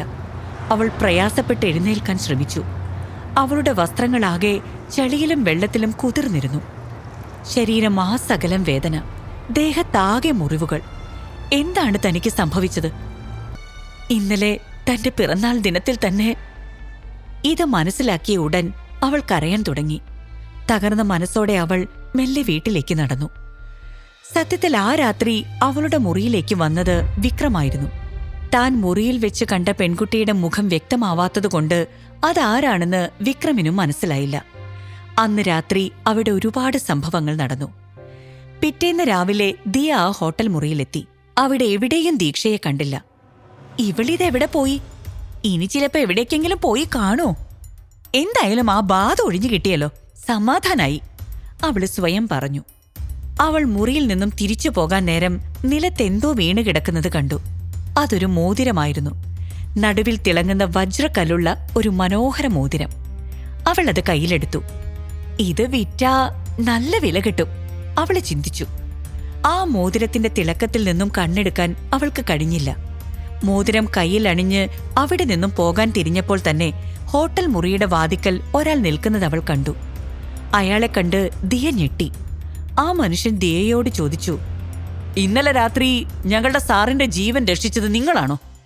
ഇത് കേട്ട ദിയ ആകെ ആശയക്കുഴപ്പത്തിലായി. ഇയാൾ എന്താ ഇങ്ങനെ പറയുന്നേ? "എന്റെ ബോസിന്റെ ഈ മോതിരം നിങ്ങളാണോ ഇന്നലെ സാറിനെ രക്ഷിച്ചത്?" അയാൾ ദിയയുടെ കയ്യിലെ മോതിരം ചൂണ്ടി ചോദിച്ചു. ദിയ കള്ളം പിടിക്കപ്പെട്ടതുപോലെ ആകെ പരിങ്ങി. രക്ഷപ്പെടാൻ ഇനി ഒരു മാർഗമേ ഉള്ളൂ. ഇയാൾ പറയുന്നത് എന്താണോ അത് സമ്മതിക്കുക തന്നെ. "അതെ, ഞാൻ തന്നെ നിങ്ങളുടെ ബോസിനെ രക്ഷിച്ചത്," ദിയ പതർച്ചയോടെ പറഞ്ഞു. "ഞങ്ങളുടെ സാറിന്റെ ഈ മോതിരം, താനത് ഞങ്ങൾക്ക് തിരിച്ചു തരണം. പകരം ഇതിന് തക്കതായ പ്രതിഫലം നിങ്ങൾക്ക് തീർച്ചയായിട്ടും ലഭിച്ചിരിക്കും," അയാൾ പറഞ്ഞു. അയാൾ ആരാണെന്നോ അയാളുടെ ബോസ് ആരാണെന്നോ അപ്പോൾ ദിയയ്ക്ക് മനസ്സിലായിരുന്നില്ല. അവൾ വേഗം ആ മോതിരം ഊരി അയാൾക്ക് കൊടുത്തു. അതിനുള്ള പ്രതിഫലം പിന്നീട് അവൾക്ക് ലഭിച്ചു. എന്നാൽ അത് പണമായിട്ടായിരുന്നില്ല, മഠത്തിൽ തറവാട്ടിൽ നിന്നുള്ള വിവാഹാലോചനയുടെ രൂപത്തിലായിരുന്നു. പക്ഷേ വിധി മറ്റൊന്നായിരുന്നു. യഥാർത്ഥത്തിൽ ആ റൂമിലുണ്ടായിരുന്ന ആ പെൺകുട്ടിയെ തന്നെ വിക്രം വിവാഹം കഴിച്ചിരിക്കുന്നു. എന്താണ് വിക്രം മറച്ചു പിടിക്കുന്ന രഹസ്യം? അന്ന് രാത്രി ദീക്ഷയ്ക്ക് സംഭവിച്ചത് എന്തായിരുന്നു? അവളുടെ അമ്മ ഇപ്പോൾ എവിടെയാണ്? വിക്രമിന്റെ മുറിയിൽ ദീക്ഷ എന്ത് ചെയ്യണമെന്നറിയാതെ നിന്നു. അവൾ മെല്ലെ വിക്രമിന്റെ നേരെ ചെന്ന് പേടിയോടെ അവന്റെ മുഖത്തേക്ക് നോക്കി. ആ ചുവന്ന വെട്ടത്തിൽ അവന്റെ മുഖം കണ്ട് അവൾ ഞെട്ടിവിറച്ചു. അത് വികൃതമായ അവന്റെ മുഖം കണ്ട ഞെട്ടലായിരുന്നില്ല. താൻ ഇന്നുവരെ കണ്ട ഏറ്റവും സുന്ദരനായൊരു പുരുഷനാണ് ഈ കിടക്കുന്നത്. ഇനി തനിക്ക് മുറി മാറിപ്പോയോ? അവളൊന്ന് സംശയിച്ചു. എല്ലാവരും പറഞ്ഞു കേട്ട വികൃതനായ വികലാംഗനായ ആ വിക്രം അല്ലല്ലോ ഇത്. അവളുടെ മുഖത്തെ ഞെട്ടലും സംശയവും കണ്ട വിക്രം ഒരു ചിരിയോടെ ബെഡിൽ നിന്നും എഴുന്നേറ്റു. എന്നിട്ട് അവളുടെ അടുത്തേക്ക് നടന്നു. അപ്പോ ഇയാൾക്ക് നടക്കാൻ സാധിക്കോ? വിവാഹ മണ്ഡപത്തിൽ പോലും വീൽചെയറിലാണല്ലോ ഞാൻ കണ്ടിരുന്നത്. ഇപ്പോ ഇതെങ്ങനെ? സംശയിക്കേണ്ട, ഞാൻ തന്നെ വിക്രം. ദീക്ഷയുടെ മനസ്സിലെ അസ്വസ്ഥത വായിച്ചെന്ന പോലെ വിക്രം പറഞ്ഞു. അവൾ ഞെട്ടിപ്പോയി. ഇത്രയും സുന്ദരനായ ഒരാൾ പിന്നെ എന്തിനാണ് പുറത്തിറങ്ങുമ്പോൾ വികലാംഗനും വിരൂപനുമായി അഭിനയിക്കുന്നതെന്ന് അവൾക്ക് മനസ്സിലായില്ല. യഥാർത്ഥത്തിൽ വിക്രം വൈരൂപ്യമുള്ളൊരു മുഖംമൂടി ധരിച്ചായിരുന്നു വിരൂപനാവുന്നത്. വീൽചെയറും ഈ നാടകത്തിന്റെ ഭാഗം മാത്രം. പുറം ലോകം അറിയാത്ത ഈ സത്യം അറിയുന്ന ചുരുക്കം ആളുകളെ വിക്രമിന്റെ ജീവിതത്തിലുണ്ടായിരുന്നുള്ളൂ. വിക്രമിന്റെ ജീവിതവും ആ മുഖംമൂടി പോലെ വിചിത്രമാണെന്ന് ദീക്ഷ നിമിഷനേരം കൊണ്ട് തിരിച്ചറിഞ്ഞു. അമ്പരന്ന് നിന്ന് ദീക്ഷയുടെ അടുത്തേക്ക് വിക്രം നടന്നു വന്നു. വിക്രമിനാണെങ്കിൽ അവളുടെ അടുത്തേക്ക് വരുന്തോറും അവളിൽ നിന്നും വരുന്ന ആ സുഗന്ധം കൂടുതൽ ആസ്വാദ്യമായി തോന്നി. അതുപോലെ നല്ല പരിചയവും തോന്നുന്നു. അന്ന് ഹോട്ടൽ ഇംപീരിയലിൽ തന്നെ സഹായിച്ചത് ഇവളായിരുന്നു. ഇരുട്ടിൽ ആളെ മനസ്സിലായില്ലെങ്കിലും ഈ സുഗന്ധം നന്നായിട്ട് ഓർമ്മയിൽ നിൽക്കുന്നത് പോലെ. നമ്മള് മുമ്പ് പരിചയപ്പെട്ടിട്ടുണ്ടോ? വിക്രം സംശയം തീർക്കാനായി ചോദിച്ചു. ഉണ്ടെന്ന് തോന്നുന്നില്ല, ദീക്ഷ പെട്ടെന്ന് ഓർമ്മയിൽ നിന്നുണർന്നെന്ന പോലെ പറഞ്ഞു. അല്ലെങ്കിലും വിക്രമിനെ പോലെ ഇത്രയും ഭംഗിയുള്ളൊരു പുരുഷനെ ഒരിക്കൽ കണ്ടാൽ ആരെങ്കിലും മറക്കോ? അതുകൊണ്ട് തന്നെ അയാളെ മുൻപ് കണ്ടിട്ടില്ലെന്ന് അവൾ ഉറപ്പിച്ചു. സത്യത്തിൽ പെട്ടെന്ന് അയാളെ ഇങ്ങനെ കണ്ടപ്പോൾ അവൾ ആകെ അത്ഭുതപ്പെട്ട് നിൽക്കുകയായിരുന്നു. ഈ വീട്ടിൽ എന്തൊക്കെയോ രഹസ്യങ്ങളുണ്ട്, പക്ഷേ തനിക്കതൊന്നും അറിയേണ്ട കാര്യമില്ലല്ലോ. വിക്രം അവളുടെ തൊട്ടടുത്തെത്തി. രണ്ടുപേരും ശ്വാസം പരസ്പരം തട്ടുന്ന പോലെ. അവിടെ ഒരു മുറിവുണ്ടായി ചോര പൊടിയുന്നത് പോലെ തോന്നി അവൾക്ക്. ദീക്ഷ വല്ലാതെ ഭയന്നുപോയി. വിക്രം പുറകോട്ടു മാറി. വിചിത്രമായ അയാളുടെ പെരുമാറ്റം കണ്ട് പ്രതികരിക്കാൻ പോലും കഴിയാതെ ദീക്ഷ വിറച്ചു നിന്നു. പോയി ആ ബെഡിൽ കിടന്നുറങ്ങിക്കോ, വിക്രം അവളോട് ആജ്ഞാപിച്ചു. അപ്പോൾ വിക്രമിന്റെ കണ്ണുകളിൽ യാതൊരു ദയയോ സ്നേഹമോ അവൾ കണ്ടില്ല. അവൻ എന്താണ് ഉദ്ദേശിക്കുന്നതെന്നും അവൾക്ക് മനസ്സിലായില്ല. അവൾക്ക് കഴുത്തിൽ നല്ല വേദനയുണ്ടായിരുന്നു. അവൾ ഒന്നും മിണ്ടാതെ ബെഡിൽ പോയി കിടന്നു. ഇത് നിന്റെ ഈ ബെഡിലുള്ള ആദ്യത്തെയും അവസാനത്തെയും കിടത്തമായിരിക്കും. അവൾ ഒന്നും പറഞ്ഞില്ല. ഒരു ഷീറ്റ് എടുത്ത് പുതച്ച് കണ്ണടച്ചു. എന്തിനായിരിക്കും ഇയാൾ ഇങ്ങനെയൊക്കെ പെരുമാറുന്നത്? 25 വയസ്സിൽ തന്നെ കോടികളുടെ ആസ്തിയുള്ള ഏത് പെണ്ണും ആകർഷിക്കപ്പെടുന്ന സൗന്ദര്യമുള്ള മഠത്തിൽ തറവാട്ടിലെ ഇളം തലമുറക്കാരൻ വിക്രമിന് എന്തിനായിരിക്കും പുറത്ത് ഇങ്ങനെയൊരു മുഖംമൂടി? ശരിക്കും ഇയാളൊരു ക്രൂരനാണോ അതോ പാവമാണോ? അവൾ ചിന്തിച്ചു. അറിയില്ല. അല്ലെങ്കിലും അതൊന്നും ചിന്തിക്കാനല്ലല്ലോ താൻ ഈ വിവാഹം കഴിച്ചത്. തന്റെ അമ്മയെ കണ്ടുപിടിക്കണം. ഇനിയുള്ള കാലം അമ്മയോടൊത്ത് സന്തോഷമായിട്ട് കഴിയണം. ഇത് മാത്രമായിരുന്നു അവളുടെ മനസ്സിലുള്ള ചിന്ത. ഇതിനിടയിൽ മറ്റൊന്നും തന്നെ ബാധിക്കേണ്ടതില്ലെന്ന് അവൾ മനസ്സിനെ പറഞ്ഞു പഠിപ്പിച്ചു. എത്രയും വേഗം അമ്മയെ കാണാൻ സാധിക്കട്ടെ എന്ന പ്രാർത്ഥനയോടെ അവൾ കണ്ണുകൾ അടച്ചുറങ്ങാൻ ശ്രമിച്ചു. രാവിലെയായി. വീട് മാറിക്കിടന്നതിന്റെയും മനസ്സിന്റെ ഭാരവുമെല്ലാം കൊണ്ടും ദീക്ഷയ്ക്ക് ശരിക്കും ഉറങ്ങാൻ സാധിച്ചില്ല. രാവിലെ കണ്ണു തുറന്നപ്പോഴും അവൾക്ക് ക്ഷീണം മാറിയിരുന്നില്ല. അവൾ ബെഡിൽ നിന്നും കഷ്ടപ്പെട്ടെഴുന്നേറ്റു. അപ്പോൾ അവൾ മുൻപിൽ വികൃതനായൊരു പുരുഷനെ കണ്ടു. അവൾ ഞെട്ടി അയാളെ നോക്കി. ആരാണിത്? ഒരു രാത്രി കൊണ്ട് താലി കെട്ടിയ ഭർത്താവിനെ തന്നെ അങ്ങ് മറന്നുപോയോ? ആ ശബ്ദം അവൾക്ക് നല്ല പരിചയം തോന്നി. അത് വിക്രമിന്റേതായിരുന്നു. പക്ഷേ ഈ രൂപം...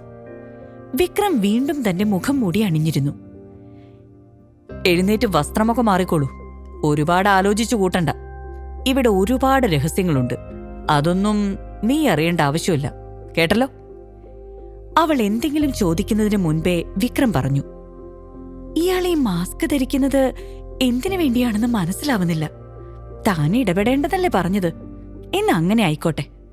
മുഖംമൂടിക്ക് പിന്നിലെ രഹസ്യം അറിയാതെ ദീക്ഷയുടെ മനസ്സ് അസ്വസ്ഥമായിരുന്നു. എങ്കിലും ഇതൊന്നും തന്റെ വിഷയമല്ലെന്ന് ദീക്ഷ മനസ്സിനെ പറഞ്ഞു പഠിപ്പിച്ചു. ദീക്ഷ അലമാരിയിൽ നിന്നും ഒരു സാരി എടുത്ത് ബാത്റൂമിലേക്ക് നടന്നു. അവൾ നടന്നു പോകുന്നതും നോക്കി വിക്രം ഇരുന്നു. ചുവന്ന സാരിയിൽ ദീക്ഷ അതീവ സുന്ദരിയായിരുന്നു. അവൾ വസ്ത്രം മാറി ഇറങ്ങി വന്നതും വിക്രം അവളെ തന്നെ നോക്കി നിന്നുപോയി. അവൾ കണ്ടെന്ന് തോന്നിയതും വിക്രം കണ്ണുകൾ പിൻവലിച്ചു. അവൾ കണ്ണാടിയുടെ മുൻപിൽ പോയി സാരി നേരെയാക്കാൻ തുടങ്ങി. വിക്രമിന് അവന്റെ കണ്ണുകളെ നിയന്ത്രിക്കാൻ സാധിക്കാതെ വന്നു. പെട്ടെന്ന് വാതിലിലൊരു മുട്ട് കേട്ടു. അവൻ എഴുന്നേറ്റു പോയി വാതിൽ തുറന്നു. വിക്രമിന്റെ അമ്മ ഇന്ദ്രജിയായിരുന്നു അത്. അവർ ഉള്ളിലേക്ക് കടന്നു വന്നു. എന്താ മോളെ, ഉറക്കമൊക്കെ നന്നായിരുന്നില്ലേ? ക്ഷീണമൊന്നുമില്ലാലോ? ഇന്ദ്രജ ചോദിച്ചു. ആ അമ്മേ, കുഴപ്പമൊന്നുമില്ല. അവൾ മറുപടി പറഞ്ഞെങ്കിലും അമ്മ അതൊന്നും ശ്രദ്ധിക്കുന്നില്ലെന്ന് അവൾക്ക് മനസ്സിലായി. ഇന്ദ്രജ ബെഡിലേക്കാണ് സൂക്ഷിച്ചു നോക്കിയത്. എന്നിട്ട് എന്തോ കണ്ടുകിട്ടിയതുപോലെ ഒന്ന് പുഞ്ചിരിച്ചു. ദീക്ഷ ബെഡിലേക്ക് നോക്കി. അപ്പോൾ അതിൽ ചോരപ്പാടുകൾ കണ്ടു. അതാണ് അമ്മ തിരഞ്ഞതെന്ന് അപ്പോൾ അവൾക്ക് മനസ്സിലായി. ഓ, അപ്പൊ ഇതിനായിരുന്നല്ലേ ഇന്നലെ രാത്രി എന്റെ കഴുത്തിൽ കടിച്ച് ചോര വീഴ്ത്തിയത്? ദീക്ഷയ്ക്ക് പെട്ടെന്ന് കാര്യം മനസ്സിലായി. ഇന്ദ്രജ അവളുടെ അടുത്തേക്ക് വന്നു. മോളെ, നിനക്കറിയാലോ, ഒരു കാലത്ത് എന്റെ മോൻ വിക്രം എത്ര സുന്ദരനായിരുന്നെന്നോ. അവനെ ഒരിക്കൽ കണ്ടാൽ കണ്ണെടുക്കാൻ തോന്നില്ലെന്ന് എല്ലാവരും പറയുമായിരുന്നു. എന്നാൽ ആരുടെ കണ്ണ് തട്ടിയതാണോ എന്തോ ഒരു അസുഖം എന്റെ കുഞ്ഞിന്റെ രൂപം ഇങ്ങനെയാക്കി. എനിക്കതിൽ എത്ര സങ്കടമുണ്ടെന്നോ. എന്നാ ഈ വീട്ടിലൊരു പെൺകുട്ടി വന്ന എല്ലാം ശരിയാവൂന്ന് ഞാൻ വിശ്വസിച്ചിരുന്നു. മോൾക്ക് അമ്മ പറയുന്നത് മനസ്സിലാവുന്നുണ്ടല്ലോ അല്ലേ? ഇന്ദ്രജ പറഞ്ഞു നിർത്തി. അപ്പോൾ ഈ അമ്മയ്ക്ക് പോലും അറിയില്ല മകൻ ഇപ്പോഴും സുന്ദരനാണെന്നും അവൻ ഒരു കുഴപ്പവുമില്ല എന്നും. സ്വന്തം അമ്മയിൽ നിന്നുപോലും അത് മറച്ചു പിടിക്കണമെങ്കിൽ അതിന് തക്കതായ എന്തോ കാരണമുണ്ടെന്ന് ദീക്ഷയ്ക്ക് മനസ്സിലായി. നേരത്തെ പറഞ്ഞതുപോലെ ആവശ്യമില്ലാത്തതിലൊന്നും ഇടപെടണ്ട. അവൾ മറുപടിയായി ഒന്ന് മൂളി. ശരി മോളെ, എന്തായാലും നീ പെട്ടെന്ന് റെഡിയായി നിന്റെ തറവാട്ടിലൊന്ന് പോയിട്ട് വാ. വിവാഹം കഴിഞ്ഞ് പിറ്റേ ദിവസം വധൂവരന്മാര് കുടുംബത്തിലെ കാരണവന്മാരുടെ അനുഗ്രഹം തേടണം എന്നാണ്. വധുവും വരനും ഒരുമിച്ച് വധുവിന്റെ വീട്ടിൽ പോവുകയാണ് വേണ്ടത്. ഈ അവസ്ഥയില് വിക്രമിന് വരാൻ സാധിക്കില്ലല്ലോ. അതുകൊണ്ട് മോള് പോയിട്ട് വാ, യാത്ര മുടക്കണ്ട. ഇന്ദ്രജിയുടെ വാക്കുകൾ കേട്ടതും ദീക്ഷയ്ക്ക് സന്തോഷം തോന്നി. തന്റെ അമ്മയെ കാണിച്ചു തരാം എന്ന കണ്ടീഷനിലാണല്ലോ കല്യാണത്തിന് സമ്മതിച്ചത്. കല്യാണം നടന്ന സ്ഥിതിക്ക് ഇനി അമ്മയെ കണ്ടുപിടിക്കണം, അതാണ് ലക്ഷ്യം. അതിന് വീട്ടിൽ പോണം. അവള് വേഗം ഒരുങ്ങി. നിന്റെ പേരൻസിനോട് ഞാൻ അന്വേഷിച്ചതായി പറയണം. പോയി പെട്ടെന്ന് വാ. എനിക്ക് നിന്നെ അധിക നേരം ഒന്നും കാണാതിരിക്കാൻ പറ്റില്ല കേട്ടോ, വിക്രം പറഞ്ഞു. വിക്രം തകർത്ത് അഭിനയിക്കുകയാണല്ലോ, ദീക്ഷ മനസ്സിൽ കരുതി. എനിക്കും, അവൾ തിരിച്ചും പറഞ്ഞു. ഇന്ദ്രജയ്ക്ക് ഇത് കേട്ടപ്പോൾ സന്തോഷം തോന്നി. എന്റെ മോനെ ഇതുപോലെ സ്നേഹിക്കുന്ന ഒരു മരുമകളെയായിരുന്നു ഞാൻ ആഗ്രഹിച്ചത്. സന്തോഷായി, ഇന്ദ്രജ ചിന്തിച്ചു. ഇന്ദ്രജ പോയതും ദീക്ഷ മുറിയിൽ നിന്നും പുറത്തേക്കിറങ്ങി. അവൾ പുറത്തെ കാറിൽ കയറി വീട്ടിലേക്ക് പുറപ്പെട്ടു. വീട്ടിലേക്ക് കയറി ചെന്നതും ദിയ മുന്നിൽ തന്നെ ഇരിക്കുന്നുണ്ടായിരുന്നു. കാറിൽ നിന്നിറങ്ങി അവളെ ശ്രദ്ധിക്കാതെ ദീക്ഷ അകത്തേക്ക് നടന്നു. അല്ല, ആരിത്? മഠത്തിൽ തറവാട്ടിലെ കൊച്ചുതമ്പുരാട്ടിയോ? അടിയങ്ങളുടെ കുടിലിലേക്ക് വന്നാലും. ദിയ അവളെ കളിയാക്കി. അമ്മേ, ആരെയും വന്നിരിക്കുന്നെന്ന് നോക്കിയേ. എവിടെ എന്റെ അളിയൻ? ആ വീൽ ചെയറിൽ കിടന്ന് കറങ്ങുവാണോ? അതോ ആ സുന്ദരമായ മുഖം കണ്ണാടിയിൽ കണ്ട് രസിച്ചിരിക്കുകയാണോ? ഇന്നലെ രാത്രി നന്നായി ഉറങ്ങിയില്ലേ? അതോ ഇരുട്ടത്ത് ആ മുഖം കണ്ട് പേടിച്ചോ? ദിയയ്ക്ക് നിർത്താൻ ഭാവമില്ലായിരുന്നു. ഇത് കേട്ടതും ദീക്ഷയ്ക്ക് നന്നായി ദേഷ്യം വന്നു. അവൾ ദിയയുടെ കവിളിൽ ആഞ്ഞടിച്ചു. ദിയ ആദ്യമൊന്ന് ഞെട്ടിയെങ്കിലും പിന്നീട് ദീക്ഷയുടെ നേർക്കടുത്തു. അവിടെയുണ്ടായിരുന്ന വടിയെടുത്ത് ദീക്ഷയെ അടിക്കാനൊങ്ങി. ദീക്ഷ അവളുടെ കൈ പിടിച്ചുവെച്ചു. ദിയ വീണ്ടും മുന്നോട്ടെടുത്തു. പെട്ടെന്നൊരു ശബ്ദം കേട്ടു. ദിയ, എന്താ ഇത്? നിന്റെ ചേച്ചി വിവാഹം കഴിഞ്ഞ് അവളുടെ ഭർത്താവിന്റെ വീട്ടിൽ നിന്ന് ആദ്യമായിട്ട് വരികയാ. അവളോട് ഇങ്ങനെയാണോ പെരുമാറുന്നത്? കൃഷ്ണകുമാർ അങ്ങോട്ടേക്ക് ഓടി വന്നു. എന്നിട്ട് ദിയയെ വഴക്കു പറഞ്ഞു. അവൾ വടി താഴേക്കിട്ട് അത്ഭുതത്തോടെ അച്ഛനെ നോക്കി. ദീക്ഷയും ആകെ അത്ഭുതപ്പെട്ടു നിന്നു. ഇവള് ചെയ്തതെന്താന്ന് അച്ഛൻ കണ്ടില്ലല്ലോ? ദിയ ദേഷ്യത്തോടെ പറഞ്ഞു. വെറുതെയൊന്നും അവള് നിന്നെ അടിക്കില്ലെന്ന് ഞങ്ങൾക്കറിയാം. അതിനുള്ളത് എന്തേലും നീ ചെയ്തിട്ടുണ്ടാവും. സുധ സംസാരിച്ചു കൊണ്ടുവന്നു. ആദ്യമായിട്ടാണ് ആ വീട്ടിൽ നിന്നും ദീക്ഷയ്ക്കൊരു പിന്തുണ ലഭിക്കുന്നത്. ചെറുപ്പം മുതൽ അവർ രണ്ടുപേരും വഴക്കുകൂടുമ്പോ ദീക്ഷയെയായിരുന്നു എല്ലാവരും ചീത്ത പറഞ്ഞിരുന്നത്. ദിയയെ ആരും ഒന്നും പറയില്ല. എത്രയോ തവണ ദിയ ചെയ്ത പലതിനും താൻ അടി വാങ്ങി കൂട്ടിയിട്ടുണ്ട്. അവൾ ഒന്നും മിണ്ടിയില്ല. ഇപ്പോഴത്തെ ഈ സപ്പോർട്ടിനെല്ലാം പിറകിൽ എന്തെങ്കിലും കാരണം ഉണ്ടാവുമെന്ന് അവൾക്കറിയാം. നീ ഇരിക്കും മോളെ. എങ്ങനെയുണ്ട് നിന്റെ പുതിയ വീട്? നിന്റെ അമ്മായിയമ്മയൊക്കെ സുഖായിരിക്കുന്നോ? വിശേഷങ്ങളൊക്കെ പറഞ്ഞേ. ഞങ്ങള് നിന്നെ കാത്തിരിക്കുകയായിരുന്നു. സുധ അവളെ പിടിച്ചിരുത്തി. ഇത്രയും വർഷത്തിനിടയിൽ ആദ്യമായിട്ടാണ് സുധ അവളോട് ഇങ്ങനെയൊക്കെ സംസാരിക്കുന്നത്. ദീക്ഷയ്ക്ക് ഉള്ളിൽ ചിരി വരുന്നുണ്ടായിരുന്നു. അവിടെ എല്ലാം നല്ലതാണ്. വിക്രം വളരെ നല്ല മനുഷ്യനാണ്. എന്നെ ഭയങ്കര ഇഷ്ടമാണ് അദ്ദേഹത്തിന്. ഞാൻ പറഞ്ഞ എന്തും കേൾക്കും അദ്ദേഹം. ഉദാഹരണത്തിന്, സ്വാർത്ഥ താല്പര്യങ്ങൾക്ക് വേണ്ടി മാത്രം സ്നേഹം കാണിക്കുന്നവരുമായി ഒരു ബന്ധവും പാടില്ലെന്ന് ഞാൻ പറഞ്ഞ അപ്പൊ തന്നെ എല്ലാ ബന്ധങ്ങളും മുറിച്ചുമാറ്റി എന്നെ മാത്രം ചേർത്ത് നിർത്തും.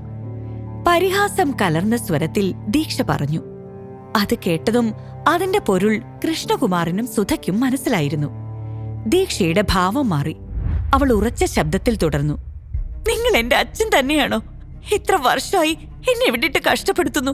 എന്നെങ്കിലും എല്ലാം ശരിയാവുമെന്ന് ഞാൻ പ്രതീക്ഷിച്ചു. എന്നിട്ട് അവസാനം നിങ്ങളുടെയൊക്കെ സ്വാർത്ഥ താല്പര്യത്തിന് വേണ്ടി മാത്രം എന്നെ വിവാഹവും കഴിപ്പിച്ചു. ദീക്ഷ ദിയയുടെ അടുത്തേക്ക് നീങ്ങിയിരുന്നു. ഞാൻ ഇന്നലെ സുഖമായിട്ട് ഉറങ്ങിയോന്നല്ല നീ ചോദിച്ചത്? ഇത് നോക്ക്, ആ മൃഗം ഇന്നലെ എന്നെ കടിച്ച് മുറിപ്പെടുത്തിയതാ. നിങ്ങൾക്കൊക്കെ ഇപ്പൊ സന്തോഷമായല്ലോ? ദീക്ഷ അവളുടെ കഴുത്തിലെ മുറിപ്പാട് കാണിച്ചിട്ട് പറഞ്ഞു. മോളെ, ഒരു വിവാഹ ജീവിതമാവുമ്പോ അങ്ങനെയൊക്കെ ഉണ്ടാവും.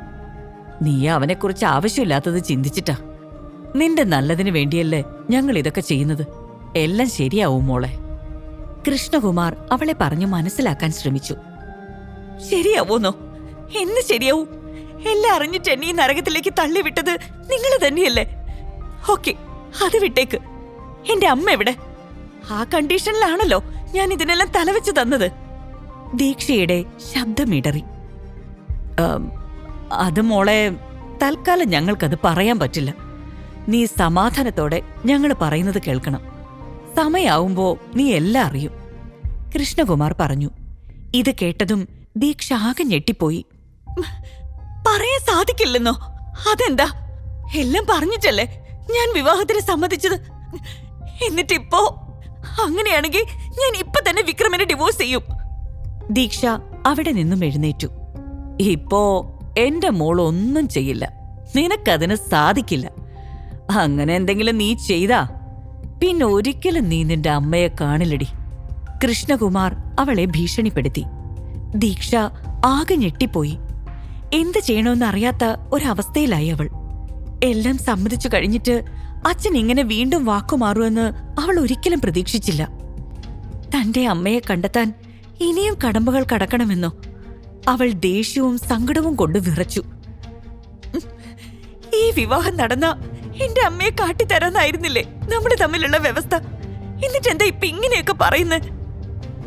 അതെ, അത് അങ്ങനെയായിരുന്നു മുമ്പ് വ്യവസ്ഥ. എന്നാ ഇപ്പൊ എനിക്ക് അതിലൊരു മാറ്റം വരുത്തണമെന്ന് തോന്നി. നീ വിക്രമിനെ കൊണ്ട് ഒരു കരാറിൽ ഒപ്പുവെപ്പിക്കണം. വർഷങ്ങളായി ഞാൻ കാത്തിരുന്നിട്ടും നടക്കാതെ പോയൊരു കരാറത്. നടന്നാ നിന്റെ അമ്മയെ ഞാൻ കാണിച്ചു തരും.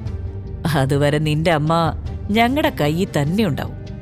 അത് ഓർമ്മിച്ച നിനക്ക് നല്ലത്. അത് പറഞ്ഞ് കൃഷ്ണകുമാറും സുധയും അവിടെ നിന്നും പോയി. ദീക്ഷ എന്ത് ചെയ്യണമെന്നറിയാതെ നിന്നു. അയാളുടെ ഭാര്യ പദവി തുടരുക എന്നതല്ലാതെ ഇനി മറ്റു മാർഗമൊന്നുമില്ല എന്നവൾക്ക് മനസ്സിലായി. എത്രയും പെട്ടെന്ന് എന്റെ അമ്മയെ കണ്ടെത്തണം. അവൾ അവളുടെ മുറിയിലേക്ക് പോയി. ഇതേ സമയം ദിയ മറ്റൊരു പ്ലാനിങ്ങിലായിരുന്നു. അന്ന് ഹോട്ടൽ ഇംപീരിയലിൽ വെച്ച് നടക്കാതെ പോയത് ഇന്നിവിടെ നടത്തണം. ദീക്ഷയുടെ മുറിയിൽ കയറി അവളെ ആക്രമിക്കാൻ ദിയ 4 പേരെ ഏർപ്പാടാക്കിയിരുന്നു. വിക്രമിനെ പോലെ ഒരാളെയാണ് ദീക്ഷ കല്യാണം കഴിച്ചത് എന്നതിൽ അവൾക്ക് സന്തോഷമുണ്ടെങ്കിലും അതുപോലൊരു വലിയ കുടുംബത്തിലെ മരുമകളായി ദീക്ഷ എത്തിപ്പെട്ടതിൽ അവൾക്ക് വല്ലാതെ കുശുമ്പുമുണ്ട്. എങ്ങനെയെങ്കിലും ദീക്ഷയുടെ ജീവിതം തകർക്കുക എന്നതാണ് അവളുടെ ലക്ഷ്യം. ദിയ ഫോണെടുത്ത് ആ ഗുണ്ടകളെ വിളിച്ചു. ഇതേ സമയം ദീക്ഷ മുറിയിലേക്ക് പോയി. അവളൊരു ബാഗ് എടുത്ത് തന്റെ സാധനങ്ങളെല്ലാം തന്നെ അതിൽ നിറയ്ക്കാൻ തുടങ്ങി. ഇനി ഇങ്ങോട്ടൊരു തിരിച്ചുവരവ് ഉണ്ടാവില്ലെന്ന് അവൾ വിചാരിക്കുന്നുണ്ട്. പൊതുവെ പെൺകുട്ടികൾക്ക് വിവാഹം കഴിഞ്ഞ സ്വന്തം വീട്ടിലേക്ക് വരിക എന്നത് ഏറ്റവും സന്തോഷം തോന്നുന്ന ഒരു കാര്യമാണ്. ദിവസങ്ങൾ എണ്ണി അവൾ കാത്തിരുന്ന് വരുമ്പോ അവളെ സ്വീകരിക്കാൻ വീട്ടുകാരും സന്തോഷത്തോടെ നിൽക്കും. എന്നാൽ തന്നെ സംബന്ധിച്ച് അത് നേരെ മറിച്ച. തന്റെ അമ്മ ഇവിടെ ഉണ്ടായിരുന്നെങ്കില് ഇതൊന്നും ആയിരിക്കില്ലായിരുന്നു അവസ്ഥ. ആലോചിച്ചപ്പോ അവൾക്ക് സങ്കടം തോന്നി. ഇനി ഇവിടെ നിൽക്കുന്നതിൽ അർത്ഥമില്ല. ഇതിനേക്കാളും നല്ലത് വിക്രമിന്റെ വീട്ടിൽ പോയി നിൽക്കുന്നതാ. അവിടുത്തെ അമ്മ സ്നേഹമുള്ള ആളാണെന്ന് തോന്നുന്നു. എന്തായാലും ഇവിടത്തേക്കാൾ ഭേദമായിരിക്കും വേറെ എവിടെയും. ദീക്ഷ എന്തൊക്കെയോ ചിന്തിച്ചു ബാഗ് പാക്ക് ചെയ്യാൻ തുടങ്ങി. അതുകൊണ്ട് മുറിയിലേക്ക് ആരൊക്കെയോ കയറിയത് പോലും അവൾ അറിഞ്ഞില്ല. ഇവിടെ ഒറ്റയ്ക്ക് ബാഗ് പാക്ക് ചെയ്യാണോ നീ? ഞാൻ സഹായിക്കണോ? കുറെ കാലായല്ലോ നിന്നെ കണ്ടിട്ട്. പെട്ടെന്നൊരു ശബ്ദം കേട്ട് അവൾ തിരിഞ്ഞു നോക്കി. ഒരാള് തന്റെ മുറിയിലേക്ക് കയറിയിരിക്കുന്നു. അയാളെ കണ്ട് അവൾ ഞെട്ടി. രാഘവ്, നീയോ? നീ എന്താ ഇവിടെ എന്റെ മുറിയില്? ദീക്ഷയ്ക്ക് രാഘവനെ വർഷങ്ങളായിട്ടറിയാം. ദീക്ഷയുടെ അച്ഛൻ കൃഷ്ണകുമാറിന്റെ കമ്പനിയിലെ ജോലിക്കാരനായിരുന്നു രാഘവ്. ദീക്ഷയ്ക്ക് അവനെ ഒട്ടും ഇഷ്ടമായിരുന്നില്ല. വീട്ടിലേക്ക് വരുമ്പോഴെല്ലാമുള്ള അയാളുടെ നോട്ടം അവളിൽ അസ്വസ്ഥതയുണ്ടാക്കി. സത്യത്തിൽ അയാൾ മയക്കുമരുന്നിന് അടിമയായിരുന്നു. ഒരിക്കൽ മയക്കുമരുന്നിന് പണം തികയാതെ വന്നപ്പോ തന്റെ വീട്ടിൽ നിന്നും അയാൾ പണം മോഷ്ടിക്കുന്നത് ദീക്ഷ കണ്ടു. അവളത് അച്ഛനോട് പറഞ്ഞു. അതോടെ അയാളുടെ ജോലി പോയി. അതിനുശേഷം ഇന്നാണ് അയാളെ കാണുന്നത്. ദീക്ഷ ആകെ പേടിച്ചുപോയി. നിങ്ങൾ ആരെയും മുറിയിലേക്ക് കടത്തിവിട്ടെ, ഇപ്പൊ ഇറങ്ങണം ഇവിടുന്ന്. ദീക്ഷ അയാളോട് അലറി. ഞാൻ നിന്റെ വിവാഹം കഴിഞ്ഞതറിഞ്ഞിട്ടേ അഭിനന്ദിക്കാൻ വന്നതാ. അയ്യോ, പക്ഷെ പാവം ആളൊരു വികലാംഗനാണല്ലേ. സാരമില്ല, എല്ലാം നമുക്ക് ശരിയാക്കാന്നേ. അതും പറഞ്ഞ് രാഘവ് അവളുടെ അടുത്തേക്ക് വന്നു. അയാളുടെ ഉദ്ദേശം മനസ്സിലാക്കിയതും അവൾ പുറകോട്ടു മാറി. അവൻ അവളുടെ തോളിൽ കൈവച്ച് പൈശാചികമായി ഒരു ചിരിയോടെ പറഞ്ഞു, അപ്പോ നമുക്ക് തുടങ്ങാം. നിനക്ക് ഇത്ര ധൈര്യോ? സംസാരിക്കുന്നതിനിടയിൽ ഒരാൾ ദീക്ഷയുടെ അടുത്തേക്ക് നീങ്ങി. മറ്റു 3 പേർ അവളെ എല്ലാ ഭാഗത്തു നിന്നും വളയാൻ തുടങ്ങി. കണ്ണിമ വെട്ടുന്ന നിമിഷത്തിൽ ദീക്ഷ അവരുടെ കയ്യിലായി. മൂവരും ചേർന്ന് അവളെ നിഷ്കരുണം പിടിച്ചു നിർത്തി. ഒരാൾ ദീക്ഷയുടെ കൈ വളച്ച് അവളുടെ മുഖം നിലത്തേക്ക് താഴ്ത്തി. അപ്പോഴും ദീക്ഷ സ്വയം മോചിപ്പിക്കാൻ ശ്രമിച്ചുകൊണ്ടേയിരുന്നു.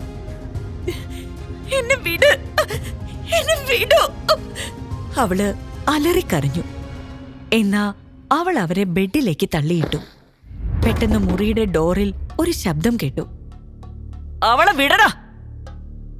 ഒരു വലിയ ശബ്ദം അവിടെ മുഴങ്ങി. എല്ലാവരും തിരിഞ്ഞു നോക്കി. അവിടെ വീൽചെയറിൽ ഒരാൾ ഇരിക്കുന്നു. വീൽചെയർ പിടിച്ചുകൊണ്ട് പ്രായമായ മറ്റൊരാളും. വിക്രമിനെ കണ്ടതും ദീക്ഷ ആശ്വാസത്തോടെ എഴുന്നേറ്റു. അവൾ അവരെയെല്ലാം തള്ളിമാറ്റി വിക്രമിന്റെ അടുത്തേക്ക് ഓടി. അവൾക്ക് എവിടെ നിന്നോ ഒരു ധൈര്യം കയറി വരുന്നത് പോലെ തോന്നി. മഠത്തിൽ തറവാട്ടിലെ വിക്രമിന്റെ ഭാര്യയെ തൊടാൻ നിനക്കൊക്കെ എങ്ങനെ ധൈര്യം വന്നടാ? ആര് പറഞ്ഞയച്ചതാ നിന്നെയൊക്കെ? വിക്രം ഉറക്കെ വിളിച്ചു ചോദിച്ചു. അവന്റെ കണ്ണുകളിൽ അപ്പോൾ കണ്ട ആ തിളക്കം ദീക്ഷയ്ക്ക് ധൈര്യം നൽകി. ശബ്ദം കേട്ട് പെട്ടെന്ന് പേടിച്ചിരുന്ന ആ ഗുണ്ടകൾ വീൽചെയറിലിരിക്കുന്ന വിക്രമിനെയും അത് തള്ളിക്കൊണ്ടു നിന്ന പ്രായമായ അവന്റെ ജോലിക്കാരനെയും കണ്ടപ്പോൾ ഉറക്കെ ചിരിക്കാൻ തുടങ്ങി. ആണോ? എന്നാ ഈ ഭർത്താവ് വന്ന് ഭാര്യയെ രക്ഷിച്ചോണ്ട് പോയാട്ടെ, ഞങ്ങൾ ഇവിടെ വെറുതെ നിൽക്കാം. അവർ അവനെ കളിയാക്കി ചിരിച്ചു. എന്നിട്ട് വീണ്ടും ദീക്ഷയുടെ കയ്യിൽ കയറി പിടിച്ചു വലിച്ചു. എന്നാ ഇത് പറഞ്ഞയുടനെ അപ്രതീക്ഷിതമായ കാര്യങ്ങളാണ് സംഭവിച്ചത്. കണ്ണിമ വെട്ടുന്ന സമയം അവരെല്ലാവരും നിലത്ത് കിടന്നു, അനങ്ങുക പോലും ചെയ്യാതെ. അബോധാവസ്ഥയിലാണോ മരിച്ചതാണോ എന്ന് വ്യക്തമല്ല. എന്താണ് അവിടെ നടന്നതെന്ന് ആർക്കും മനസ്സിലായില്ല. വിക്രമാണത് ചെയ്തതെന്ന് ദീക്ഷയ്ക്ക് മനസ്സിലായി. എന്നാ അവൻ എങ്ങനെ ചെയ്തു എന്ന് അവൾക്കും വ്യക്തമായില്ല. അവൾ ഒന്നും മനസ്സിലാവാതെ വിക്രമിന്റെ മുഖത്തേക്ക് നോക്കി. ഞങ്ങളുടെ കുടുംബത്തിൽ ഇനിയും നീ അറിയാത്ത ഒരുപാട് രഹസ്യമുണ്ടെന്ന് ഇപ്പൊ നിനക്ക് മനസ്സിലായല്ലോ. അതുകൊണ്ട് എന്താ ഏതാന്നൊന്നും ഒരുപാട് ചിന്തിക്കണ്ട. അവളുടെ ചിന്ത മനസ്സിലാക്കിയതുപോലെ വിക്രം പറഞ്ഞു. എന്നിട്ട് തിരിഞ്ഞ് അയാളുടെ വീൽചെയറിൽ പിടിച്ചു നിൽക്കുന്ന ഡ്രൈവറായ മധുവിനോട് പറഞ്ഞു. ആ നിലത്ത് കിടക്കുന്നവരുടെയൊക്കെ കൈയങ്ങ് വെട്ടി അരിഞ്ഞേക്ക്. പിന്നെ അവരുടെ ആ വൃത്തികെട്ട ശരീരഭാഗവും. ഇനി ഒരു പെണ്ണിന്റെ മുമ്പിലും ആണാണെന്ന് പറഞ്ഞു നിൽക്കാൻ ഇവർക്കാവരുത്. അയാൾ അപ്പോൾ തന്നെ കത്തിയുമായി അവർക്ക് നേരെ പോയി. ദീക്ഷ ഇതെല്ലാം കണ്ട് വിശ്വസിക്കാനാവാതെ നിൽക്കുകയായിരുന്നു. നിനക്കിനി അതും കൂടി കാണണോ? വിക്രം ദേഷ്യത്തോടെ ദീക്ഷയോട് ചോദിച്ചു. വേണ്ട, അവൾ പതിഞ്ഞ സ്വരത്തിൽ മറുപടി പറഞ്ഞു. എന്നാ നമുക്ക് പോവാം. ദീക്ഷ ആ വീൽചെയർ ഉന്തിക്കൊണ്ട് വിക്രമുമായി പുറത്തേക്ക് നടന്നു. ആദ്യമായിട്ടാണ് ഈ ലോകത്ത് ഒരാൾ തനിക്ക് വേണ്ടി ഒരു കാര്യം ചെയ്യുന്നത്. അവൾക്ക് വിക്രമിനോടുള്ള ബഹുമാനവും ഇഷ്ടവും കൂടി. അദ്ദേഹത്തിന് എന്നോടുള്ള താല്പര്യം കൊണ്ടായിരിക്കുമല്ലോ ഇതൊക്കെ ചെയ്തത്. അവൾ പെട്ടെന്ന് വീൽചെയർ നിർത്തി. എന്നിട്ട് കുനിഞ്ഞ് വിക്രമിനെ കെട്ടിപ്പിടിച്ചു. Thank you. ഇന്ന് നിങ്ങൾ വന്നില്ലായിരുന്നെങ്കിൽ അവിടെ എന്താ സംഭവിക്കാന്ന് എനിക്ക് ചിന്തിക്കാൻ പോലും ആവില്ല. നിങ്ങൾ എന്റെ മാനം രക്ഷിച്ചു. അത് എനിക്ക് നിന്നോടുള്ള ഇഷ്ടം കൊണ്ടൊന്നുമല്ല. നീ ഞങ്ങളുടെ കുടുംബത്തിലെ മരുമകളാണ്. കുടുംബത്തിന് മാനഹാനി വരുന്നതെന്തും ഞാൻ തടയും, അത്രയുള്ളൂ. വിക്രം വളരെ പരുഷമായി മറുപടി പറയുകയും ദീക്ഷയോട് മുന്നോട്ടു പോകാൻ ആവശ്യപ്പെടുകയും ചെയ്തു. ദീക്ഷ എഴുന്നേറ്റ് വീണ്ടും വീൽചെയർ തള്ളാൻ തുടങ്ങി.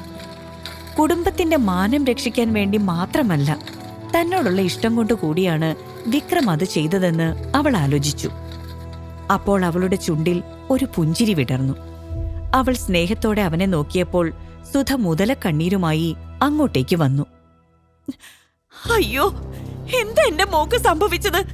ഞാനൊന്നും അറിഞ്ഞില്ലല്ലോ. ആരൊക്കെ നിന്റെ മുറിയിലേക്ക് വന്നേ? എന്നിട്ട് എന്റെ പൊന്നുമോക്കൊന്നും പറ്റിയില്ലല്ലോ. കൃത്യസമയത്ത് മോൻ വന്നുകൊണ്ട് രക്ഷപ്പെട്ടു. വളരെ നന്ദിയുണ്ട്. ദീക്ഷയ്ക്ക് വർഷങ്ങളായി ഈ നാടകം നല്ല പരിചിതമായിരുന്നു. എന്തേലും കാര്യസാധ്യത്തിന് വേണ്ടി മാത്രം പുറത്തേക്ക് വരുന്ന പൂങ്കണ്ണീരായത്. അവൾക്കത് കണ്ടിട്ട് വെറുപ്പ് തോന്നി. നിങ്ങളുടെ ഈ നാടകം ഒന്ന് നിർത്താവോ?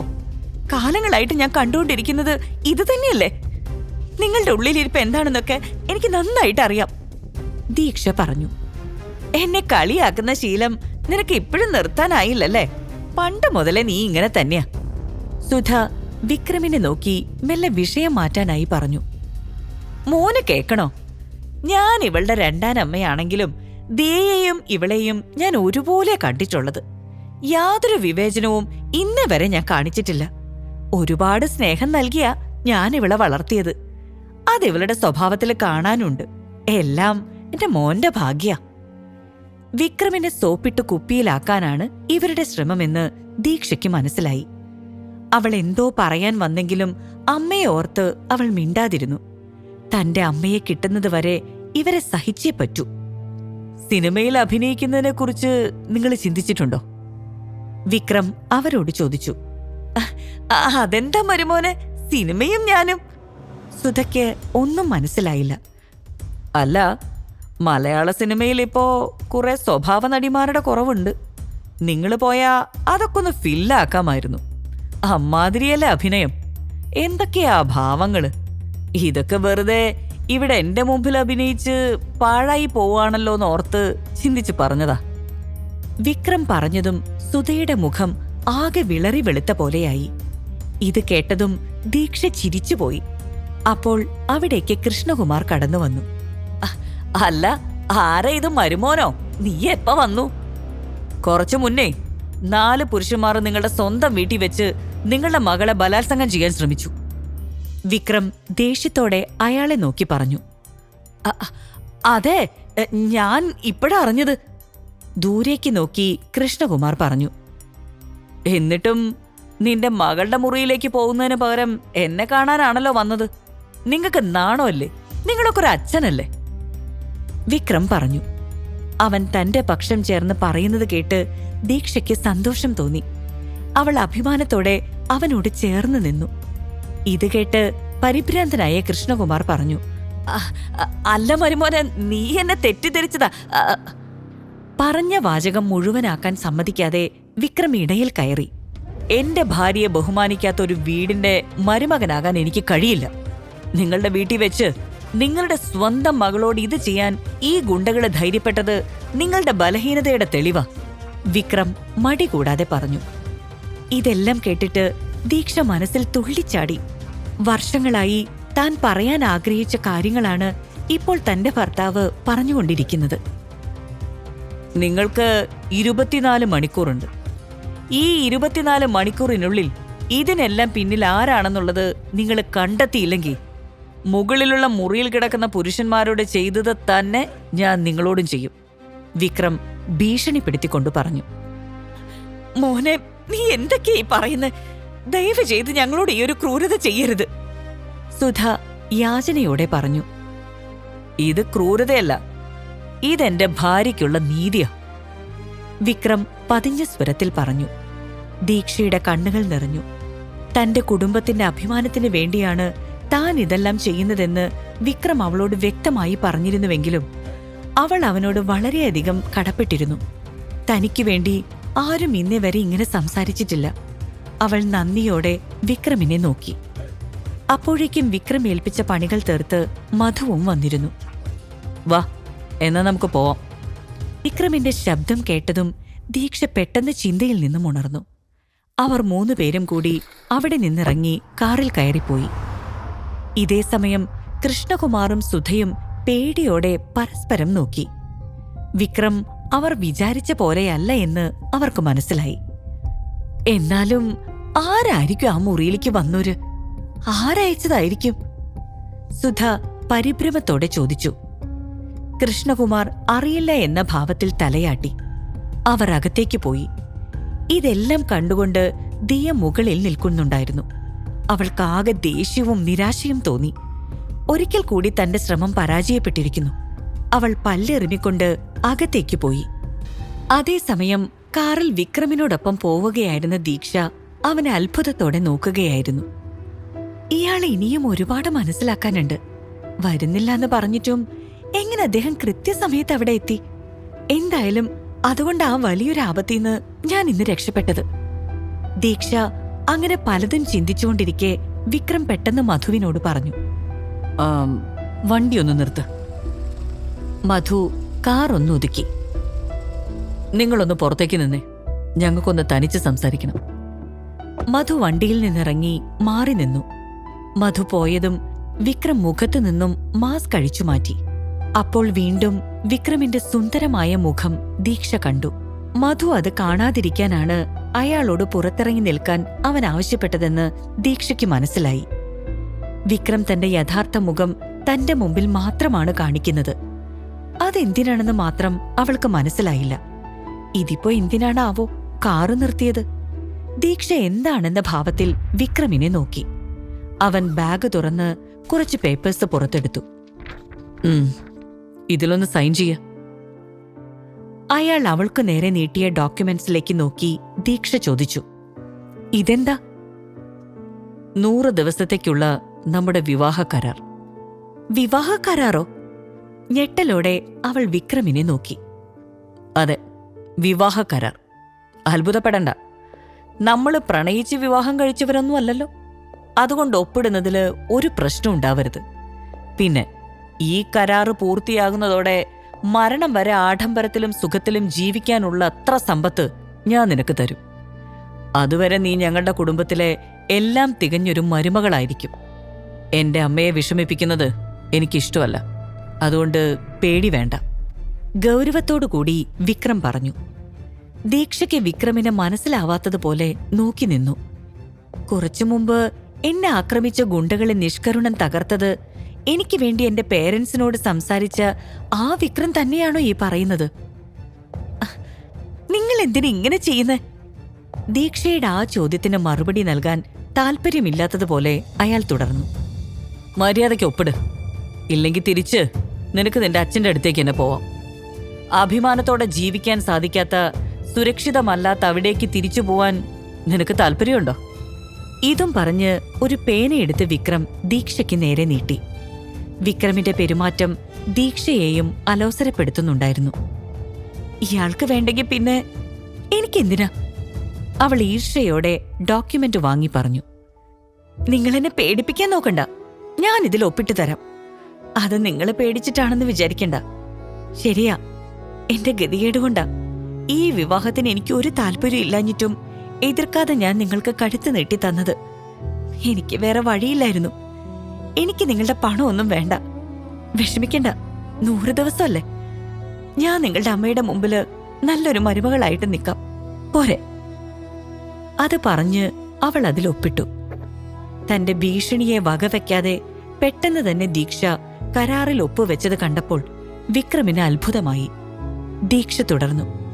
പിന്നെ ഇനിയിപ്പോ തന്നെ ഞാൻ നിങ്ങളുടെ വീട്ടിലേക്ക് വന്നിട്ട് ഒന്നും ചെയ്യാനൊന്നുമില്ലല്ലോ. അതുകൊണ്ട് എനിക്ക് ഇപ്പൊ തന്നെ ജോലിക്ക് പോകണം. ഈ വേഷത്തിൽ എനിക്ക് അവിടെ പോവാൻ കഴിയില്ല. നിങ്ങൾക്ക് വിരോധമില്ലെങ്കിൽ ഞാൻ ഈ കാറിന്റെ പിൻസീറ്റിലിരുന്ന് ഒന്ന് വസ്ത്രം മാറിക്കോട്ടെ. നീ എവിടേക്ക് വേണമെങ്കിലും പൊക്കോ. ഈ ദിവസങ്ങളിൽ കറക്റ്റായിട്ട് തിരിച്ച് വീട്ടിലേക്ക് വന്നാൽ മാത്രം മതി. വിക്രം അത് സമ്മതിച്ചു. ദീക്ഷ അവളുടെ ബാഗ് തുറന്ന് വസ്ത്രം പുറത്തേക്കെടുത്തു. അവൾ സംശയത്തോടെ വിക്രമിനെ ഒന്ന് നോക്കി. ഓ, മനസ്സിലായി. അല്ലെങ്കിൽ ഞാൻ എന്തിനാ നിന്നെ നോക്കണം? ഞാൻ തിരിഞ്ഞു നിന്നേക്കാം. അവൻ തിരിഞ്ഞിരുന്നു. ദീക്ഷ പുറകിലെ സീറ്റിലേക്ക് ഇരുന്നു കൊണ്ട് വസ്ത്രം മാറാൻ തുടങ്ങി. അവളുടെ ഗന്ധം വിക്രമിനെ ഭ്രമിപ്പിക്കുന്നുണ്ടായിരുന്നു. അവളെ ഒന്ന് തിരിഞ്ഞു നോക്കാൻ മനസ്സ് വെമ്പിയെങ്കിലും അയാൾ അത് ചെയ്തില്ല. പക്ഷെ അവളുടെ ഗന്ധം അയാളെ ചിലത് ഓർമ്മിപ്പിച്ചുകൊണ്ടേയിരുന്നു. ഈ ഗന്ധം തന്നെ എപ്പോഴും അവളിലേക്ക് അടുപ്പിക്കുന്നുണ്ടെങ്കിലും അവന്റെ മനസ്സിനെ അവൻ പിടിച്ചുകെട്ടി. അവൾ വസ്ത്രം മാറാൻ കുറച്ചുകൂടെ സമയമെടുത്തിരുന്നെങ്കിൽ അവന്റെ മനസ്സ് കൈവിട്ടു പോയേനെ. ദീക്ഷ വസ്ത്രങ്ങൾ മാറി കാറിൽ നിന്നിറങ്ങി മുന്നിലേക്ക് വന്നു. ഞാൻ ഇവിടെ ഇറങ്ങുക. ഇവിടുന്ന് ഞാൻ തനിച്ചു പൊക്കോളാം, അവൾ പറഞ്ഞു. ശരി, വിക്രം പറഞ്ഞു. ദീക്ഷ പോയതും വിക്രം വേഗം മാസ്ക് എടുത്ത് അയാളുടെ മുഖത്തിട്ടു. ദീക്ഷ കാറിൽ നിന്നും ഇറങ്ങി പോകുന്നത് കണ്ട് ഡ്രൈവർ മധു ആകെ അത്ഭുതപ്പെട്ടു. അയാൾ അവളോട് ചോദിച്ചു, മാഡം, നിങ്ങൾ എങ്ങോട്ടേ പോകുന്നേ? ജോലിക്ക്. ദീക്ഷ മറുപടി പറഞ്ഞു. ജോലിക്കോ? എന്തിന്? ഈ കാണുന്നതൊക്കെ നിങ്ങൾക്കുള്ളതല്ലേ, പിന്നെ ഈ ഒരു ജോലി വേണോ മാഡം? മധുവിന് വിശ്വസിക്കാനായില്ല. ഒന്നും ശാശ്വതമല്ല മധു. ഈ ബാഗ് മാത്ര ഇപ്പൊ എന്റെ സ്വന്തം. എനിക്കും ജീവിക്കണ്ടേ? അതും പറഞ്ഞ് ദീക്ഷ നടന്നുപോയി. മധുവിനൊന്നും മനസ്സിലായില്ല. അവൾ പോകുന്നതും നോക്കി മധു മെല്ലെ കാറിനകത്തേക്ക് കയറി. എന്നിട്ട് അയാൾ കാറ് സ്റ്റാർട്ട് ചെയ്തു പോയി. മറുവശത്ത് മാളിയേക്കൽ വീട്ടിൽ ദീക്ഷയുടെ അച്ഛൻ കൃഷ്ണകുമാറും സുധയും ദീക്ഷയ്ക്ക് എന്താണ് സംഭവിച്ചതെന്ന് കണ്ടെത്താനുള്ള ശ്രമത്തിലായിരുന്നു. അവരുടെ ആദ്യത്തെ സംശയം ദിയയെ തന്നെയായിരുന്നു. ദീക്ഷയ്ക്ക് എന്ത് സംഭവിച്ചു എന്ന് അറിയാനായി അവർ ദിയയുടെ അടുത്തേക്ക് ചെന്ന് ചോദിച്ചു. ഇന്നിവിടെ സംഭവിച്ചതിനൊക്കെ പുറകില് നീ തന്നെ ആയിരിക്കും എന്നുള്ളത് ഞങ്ങൾക്കറിയാം. സത്യം പറ. സത്യമായിട്ട് എനിക്കൊന്നും അറിയില്ല അച്ഛാ. ഞാനും ഇപ്പോഴാ കാര്യങ്ങളെല്ലാം അറിയുന്നേ. ദിയയുടെ മറുപടിയിൽ തൃപ്തി വരാതെ കൃഷ്ണകുമാർ വീണ്ടും കയർത്തു. അവളെ ദ്രോഹിക്കാൻ നീ രണ്ടാമതൊന്നും ആലോചിക്കില്ല എന്നെനിക്കറിയാം. ദിയ, അവളെ മനഃപൂർവ്വം ഉപദ്രവിക്കാനായിട്ടല്ലേ നീ അവന്മാരെ അവളുടെ മുറിയിലേക്ക് അയച്ചത്? ഞാൻ പറഞ്ഞിട്ട് എന്താ നിങ്ങൾ വിശ്വസിക്കാത്തെ? എനിക്കൊന്നും അറിയില്ല. സുധയുടെയും കൃഷ്ണകുമാറിന്റെയും കണ്ണുകളിലേക്ക് നോക്കി ദിയ പറഞ്ഞു. അവൾക്ക് 20 വയസ്സ് മാത്രമേ ഉണ്ടായിരുന്നുള്ളൂ. പക്ഷെ അവളുടെ പ്രവൃത്തികൾ ഏറ്റവും പരിചയസമ്പന്നരായ കുറ്റവാളികളെ പോലും ലജ്ജിപ്പിക്കാൻ പോന്നതായിരുന്നു. ദീക്ഷയെ ആക്രമിക്കാൻ വന്ന ആ 4 പേരെയും ദിയ തന്നെയാണ് തന്റെ വീട്ടിലേക്ക് വിളിപ്പിച്ചത്. അതായിരുന്നു സത്യം. കാരണം കുറച്ചു ദിവസം മുൻപ് ദീക്ഷയുടെ ജീവിതം നശിപ്പിക്കാനുള്ള അവളുടെ ഉദ്ദേശം ഒരു സ്വപ്നം മാത്രമായി അവശേഷിച്ചു. അന്ന് പരാജയപ്പെട്ട തന്റെ ഉദ്ദേശം നടത്താനാണ് അവൾ രാഘവനെയും കൂട്ടരെയും വിളിച്ചു വരുത്തിയത്. രാഘവന് അവളോട് മുമ്പേ ദേഷ്യമുള്ളതല്ലേ, അതായിരിക്കും അവൻ വന്നത്. ദിയയുടെ അമ്മ സുധ ഈ സംസാരം കേട്ടുകൊണ്ട് നിൽക്കുകയായിരുന്നു. ആ മഠത്തിൽ കുടുംബമായിട്ട് നമ്മളൊരു ബന്ധമുണ്ടാക്കുന്നതിന് മുമ്പേ നീ അത് തകർത്തു കളയോ മോളെ? സുധ ദിയയോട് ചോദിച്ചു. ഞാൻ ഒന്നും ചെയ്തില്ലമ്മേ. അല്ലെങ്കിലും വികൃതനായ ആ വിക്രമിനെ നിങ്ങൾ എന്തിനാ ഇങ്ങനെ ഭയക്കുന്നേ? പരാശ്രയമില്ലാതെ നടക്കാൻ പോലും അവനെ കൊണ്ടാവില്ല, പിന്നെ എന്താ? ദിയ നിഷ്കളങ്കമായ അമ്മയെ നോക്കി. ദീക്ഷയെ മാനഹാനി ചെയ്യാൻ മുതിർന്ന 4 പേരുടെയും ജനനേന്ദ്രിയം വിക്രം മറുത്തുമാറ്റിയ വിവരം ദിയ ആ നിമിഷം വരെ അറിഞ്ഞിരുന്നില്ല. നിന്റെ ഈ സംസാരം വിക്രമിന്റെ ചെവിയിൽ എത്തിയാലുണ്ടല്ലോ, നമ്മളെ 3 പേരെ അവൻ വെച്ചേക്കില്ല. സൂക്ഷിച്ചു നിന്നാ നിനക്ക് നല്ലത്. ദിയ ഒന്നും മിണ്ടാതെ അവിടെ നിന്നും പോയി. ആ സമയം വിക്രമിനൊരു ഫോൺ കോൾ വന്നു. ഹലോ ബേബി, നീ എവിടെയാ? അതൊരു പെൺകുട്ടിയായിരുന്നു. ഇങ്ങോട്ടെന്നെ വിളിക്കരുതെന്ന് ഞാൻ നിന്നോട് പലതവണ പറഞ്ഞിട്ടില്ലേ? ഞാൻ അങ്ങോട്ട് വിളിച്ചോളാം. കാര്യം പറഞ്ഞാ എന്താ തലേ കയറില്ലേ നിനക്ക്? അവൻ അവളോട് പറഞ്ഞു. നീ പറഞ്ഞതൊക്കെ നന്നായിട്ട് എന്റെ തലേ കയറിയതുകൊണ്ടാ ഞാനിപ്പൊ നിന്നെ വിളിച്ചത്. സത്യം പറഞ്ഞാ നീ പറയുന്നത് മാത്രമല്ലേ ഇപ്പൊ എന്റെ തലയിലുള്ളത്. എനിക്ക് നിന്നെ വല്ലാതെ മിസ് ചെയ്യുന്നടാ. അതുകൊണ്ട് വിളിക്കാതിരിക്കാൻ കഴിഞ്ഞില്ല. I love you. അവള് പറഞ്ഞത് കേട്ട് വിക്രം പെട്ടെന്ന് ശാന്തനായി. അവൻ മൃദുവായി അവളോട് പറഞ്ഞു, ഐ ലവ് യു ടു. ഇന്ന് വാലന്റൈൻസ് ഡേ അല്ലേ, നമുക്കൊരു ഡ്രൈവ് പോയാലോ? കുറച്ച് സമയം ഒരുമിച്ചിരിക്കാലോ? അവള് പ്രണയാർദ്രമായി അവനോട് ചോദിച്ചു. ഇല്ല, ഇന്ന് നടക്കില്ല. എന്നാ വിക്രം പറഞ്ഞത് കേൾക്കാൻ നിൽക്കാതെ അവൾ പതിയെ പറഞ്ഞു, പ്ലീസ് കുറച്ചു സമയം മതി. അവളെ പിണക്കാൻ അയാൾക്കാവുമായിരുന്നില്ല. ശരി, വൈകിട്ട് നമ്മള് ലാസ്റ്റ് ഡേ കണ്ട അവിടെ തന്നെ കാണാം. ഇത് പറഞ്ഞ് വിക്രം കോൾ കട്ട് ചെയ്തു. ഇതെല്ലാം ശ്രദ്ധിച്ചുകൊണ്ടിരുന്ന മധു ധൈര്യം സംഭരിച്ച് വിക്രമിനോട് ചോദിച്ചു, സാറേ, ഞാനൊരു കാര്യം പറഞ്ഞോട്ടെ? വിക്രം എന്താണെന്നർത്ഥത്തിൽ ഒന്ന് മൂളി. മധു തുടർന്നു, ഈ മേഡത്തെക്കാൾ ദീക്ഷ മേഡവുമായിട്ടാണ് സാറിന് ജോഡി പൊരുത്തം. വിക്രം അയാളെ നോക്കി പുഞ്ചിരിച്ചു. എന്നിട്ട് പറഞ്ഞു, ജോഡി പൊരുത്തത്തിലൊന്നുമല്ല മധു കാര്യം.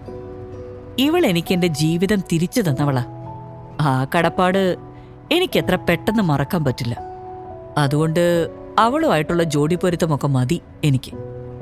പക്ഷെ സാറേ, ദീക്ഷ മേഡാണ് മഠത്തിലെ കുടുംബത്തിലെ മരുമകളാവാനുള്ള യോഗ്യതയൊക്കെയുള്ള പെൺകുട്ടി. അതുകൊണ്ട് പറഞ്ഞതാ. മധു പറഞ്ഞു. താൻ അവിടെ ഇവിടെ നോക്കാതെ ശ്രദ്ധിച്ചൊന്നു വണ്ടി ഓടിക്കും. മധു പിന്നീടൊന്നും ചോദിച്ചില്ല. അവർ മാർക്കറ്റിലെത്തി. മധു കാറിന്റെ കീ വിക്രമിനെ ഏൽപ്പിച്ചു. എന്നിട്ട് അവിടെ നിന്നും പോയി. വിക്രം അവന്റെ മാസ്ക് കഴിച്ച് ഫോൺ എടുത്തു. ഞാനിവിടെ എത്തിയിട്ടുണ്ട്, നീ എവിടെ? അവൻ സംസാരിച്ചുകൊണ്ടിരുന്നപ്പോൾ ആ പെൺകുട്ടി അവിടേക്ക് വന്നു. അത് ദിയയായിരുന്നു. അവളായിരുന്നു അവൻ സംസാരിച്ച അവന്റെ ആ കാമുകി. വിക്രം താൻ ആദ്യമായി ദിയയെക്കുറിച്ച് തന്റെ സെക്രട്ടറി മാധവനോട് സംസാരിച്ച കാര്യങ്ങളെക്കുറിച്ച് ഓർത്തു. ദിയാന്ന ആ കുട്ടിയുടെ പേര്. സാറിന്റെ മോതിരം അവളുടെ ആ കയ്യിൽ ഞാൻ കണ്ടതാ. ചോദിച്ചപ്പോ ഹോട്ടൽ മുറിയിൽ നിന്നും കിട്ടിയതാന്ന് അവള് സമ്മതിക്കുകയും ചെയ്തു. അവൾ ആ ഹോട്ടലിൽ ജോലി ചെയ്യുന്ന കുട്ടിയല്ല. അപ്പൊ പിന്നെ സാറിന് അന്ന് രാത്രി രക്ഷിച്ചത് അവള് തന്നെയായിരിക്കും എന്നുള്ളത് എനിക്ക് ഉറപ്പാ. മാധവ് പറഞ്ഞത് കേട്ടപ്പോൾ അന്ന് രാത്രി മുറിയിലുണ്ടായിരുന്നത് ദിയ തന്നെയാണെന്ന് വിക്രമും ഉറപ്പിച്ചു. ഇതിനു ശേഷമാണ് വിക്രമിന്റെ പ്രപ്പോസലുമായി അവന്റെ അമ്മ ഇന്ദ്രജ മാളിയേക്കൽ വീട്ടിൽ ചെല്ലുന്നത്. എന്നാൽ വിരൂപനും വികലാംഗനുമാണ് വിക്രം എന്നറിഞ്ഞപ്പോൾ കൃഷ്ണകുമാറും സുധയും ദിയയ്ക്ക് പകരം ദീക്ഷയുമായിട്ടുള്ള ബന്ധം മുന്നോട്ട് വച്ചു. അവരത് ഉറപ്പിച്ചു. വിക്രം തകർന്നുപോയി. അമ്മയെ ആവുന്നത്ര പറഞ്ഞു മനസ്സിലാക്കാൻ അവൻ ശ്രമിച്ചു. പക്ഷെ തന്റെ ഏക മകന് മുന്നിൽ അവരൊരു പ്രതിജ്ഞ ചെയ്തു. ശരി, എങ്കിലും നീ ദീക്ഷയെ കല്യാണം കഴിക്കണ്ട. എന്റെ വംശം നിലനിർത്തും വേണ്ട. ഞാൻ ഉറപ്പിച്ച വിവാഹത്തിന്ന് നീ പിന്മാറിക്കോ. പക്ഷേ പിന്നെ നീ കാണുന്നത് ഈ എന്റെ ശവമായിരിക്കും. ആരെയും ഭയക്കാത്ത വിക്രമിന് അവന്റെ അമ്മയുടെ ആ വാക്കുകൾ കേട്ട് ഭയം തോന്നി. അത്രയ്ക്ക് ജീവനായിരുന്നു വിക്രമിന് അമ്മയെ. വിക്രം വിവാഹത്തിന് സമ്മതിച്ചു. എന്നാൽ ദിയയോടുള്ള കടപ്പാടിനാൽ അവൻ അവൾക്കു മുൻപിൽ സ്വന്തം രൂപത്തിൽ തന്നെ ചെല്ലാനായി ആഗ്രഹിച്ചു. മിഥുൻ എന്ന കള്ളപ്പേരിൽ വിക്രം അവളെ പരിചയപ്പെട്ടു. തമ്മിൽ കണ്ടതും അവർ പ്രണയബദ്ധരായി. ഇവിടെ ദീക്ഷ തന്റെ ജോലിസ്ഥലത്തെത്തി. ഒരു മെഡിക്കൽ ക്ലിനിക്കിലായിരുന്നു ദീക്ഷയ്ക്ക് ജോലി. അവളെ കണ്ടതും മാനേജർ ചോദിച്ചു, അല്ല ദീക്ഷ, ഒരാഴ്ചത്തെ ലീവല്ലേ എടുത്തത്? 10,000 രൂപ മാസവരുമാനമുള്ള എനിക്ക് 7 ദിവസത്തെ സാലറി കട്ടായ പിന്നെ എന്താ മിച്ചം ഉണ്ടാവുക? അതുകൊണ്ട് ഞാൻ ഇങ്ങ് പോന്നു. ദീക്ഷയുടെ മറുപടി കേട്ട് മാനേജർ പിന്നെ ഒന്നും പറഞ്ഞില്ല. ദീക്ഷ തന്റെ ജോലികൾ ചെയ്യാൻ ആരംഭിച്ചു. കടയുടെ പുറത്ത് പ്രമോഷണൽ ആക്ടിവിറ്റിക്കായി ചില ഒരുക്കങ്ങൾ നടത്തിയിരുന്നു. അന്നത്തെ ദിവസം വൈകിട്ട് നടക്കുന്ന പരിപാടിയുടെ ഉത്തരവാദിത്തം ദീക്ഷയ്ക്കായിരുന്നു. അവൾ അതിനായിട്ടുള്ള ഒരുക്കങ്ങളിൽ മുഴുകി. പെട്ടെന്ന് ദിയയുടെ ശബ്ദം അവൾ അവിടെ കേട്ടു. ദീക്ഷേച്ചി, ഇതെന്താ ഇവിടെ? ഇവിടേക്ക് വന്ന് ജോലി ചെയ്യാനും മാത്രം ദരിദ്രനായോ ചേച്ചിയുടെ ഭർത്താവ്? അതോ ഇനി ഭർത്താവിന്റെ മുഖം കാണുമ്പോ അറപ്പ് തോന്നിയിട്ട് ഓടിപ്പോന്നതാണോ? ദിയയുടെ പരിഹാസം കേട്ട് ദീക്ഷയ്ക്ക് നന്നേ ദേഷ്യം വന്നു. വെറുതെ സംസാരിക്കാൻ നിൽക്കണ്ട ദിയ, നീ നിന്റെ കാര്യം നോക്കിപ്പോക്കോ. എനിക്കിവിടെ ഒരുപാട് ജോലിയുണ്ട്. ഇത് കേട്ട ദിയ തന്റെ കൂടെ വന്ന ആളെ നോക്കി പറഞ്ഞു, കണ്ടോ മിഥുൻ, എന്റെ ചേച്ചിയുടെ ദേഷ്യം കണ്ടോ? ഇവളുടെ ലൈഫില് എത്ര ചെറുക്കന്മാരെ വന്നു പോകുന്നെന്ന് ഇവൾക്ക് തന്നെ ഒരു കയ്യും കണക്കൂല്ല. അവളുടെ ബോയ്ഫ്രണ്ടിനൊപ്പമാണ് ദിയ വന്നിരിക്കുന്നതെന്ന് മനസ്സിലാക്കിയ ദീക്ഷ അതാരാണെന്നറിയാനായി വെറുതെ ഒന്ന് തിരിഞ്ഞു നോക്കി. എന്നാൽ അവിടെ ദീക്ഷ കണ്ടത് വിക്രമിനെയായിരുന്നു. അപ്രതീക്ഷിതമായി ദീക്ഷയെ കണ്ട വിക്രം ആദ്യമൊന്ന് പതറി. പിന്നീട് ഒന്നും അറിയാത്ത ഭാവത്തിൽ ദീക്ഷയ്ക്ക് നേരെ കൈനീട്ടി. ഹലോ ദീക്ഷ, ഞാൻ മിഥുൻ, ദിയയുടെ ബോയ്ഫ്രണ്ടാ. Glad to meet you. വിക്രമിന്റെ നാടകം കണ്ട് ദീക്ഷയ്ക്ക് ദേഷ്യം വന്നു. പക്ഷേ ഒന്നും അറിയാത്ത ഭാവത്തിൽ അവളും ചിരിച്ചെന്ന് വരുത്തി അയാൾക്ക് നേരെ കൈനീട്ടി പറഞ്ഞു, hello, glad to meet you too. Diya വീണ്ടും കളിയാക്കിക്കൊണ്ട് ചോദിച്ചു, ശരിക്കും ഗ്ലാഡ് തന്നെയാണോ? അല്ല, മുഖത്ത് നല്ല അസൂയ കാണുന്നുണ്ടല്ലോ. ഇനി പറഞ്ഞില്ലാന്ന് വേണ്ട, ഒരു 100 ദിവസം കഴിഞ്ഞാ ഞങ്ങളുടെ കല്യാണ. ദീക്ഷയ്ക്ക് ഇപ്പോഴാണ് കാര്യങ്ങളുടെ കിടപ്പ് മനസ്സിലായത്. താനുമായിട്ടുള്ള 100 ദിവസത്തെ മാരേജ് കോൺട്രാക്ട് തീർന്നതിനു ശേഷം ദിയയെ വിവാഹം ചെയ്യാനാണ് വിക്രമിന്റെ പ്ലാൻ എന്നവൾ ഊഹിച്ചു. ദിയ വീണ്ടും പറഞ്ഞു, എന്നാ ഞങ്ങള് പോട്ടെ, ഞങ്ങൾക്ക് കുറച്ച് ഷോപ്പിംഗ് ഉണ്ട്, അത് കഴിഞ്ഞ് ഒരു സിനിമ, അങ്ങനെയൊക്കെ ഞങ്ങളൊന്ന് ആഘോഷിക്കട്ടെ. ചേച്ചി ഇവിടെ ഈ നശിച്ച സ്റ്റോറും ജീവിതവും ഒന്ന് ബാലൻസ് ചെയ്യ്. കുത്തി നോവിക്കാവുന്നതിനപ്പുറവും നോവിച്ച് ദിയ വിക്രമിനെയും കൂട്ടി അവിടെ നിന്നും പോകാനൊരുങ്ങി. അതേസമയം ദീക്ഷ ആരോ തന്നെ വിളിക്കുന്നത് കേട്ട് അങ്ങോട്ടേക്ക് തിരിഞ്ഞു. ശ്യാമായിരുന്നു അത്. ആ ക്ലിനിക്കിലെ ഡോക്ടറായിരുന്നു ശ്യാം. ദീക്ഷയെ കണ്ടതും ശ്യാം പറഞ്ഞു, ദീക്ഷ, ഐ ലവ് യു.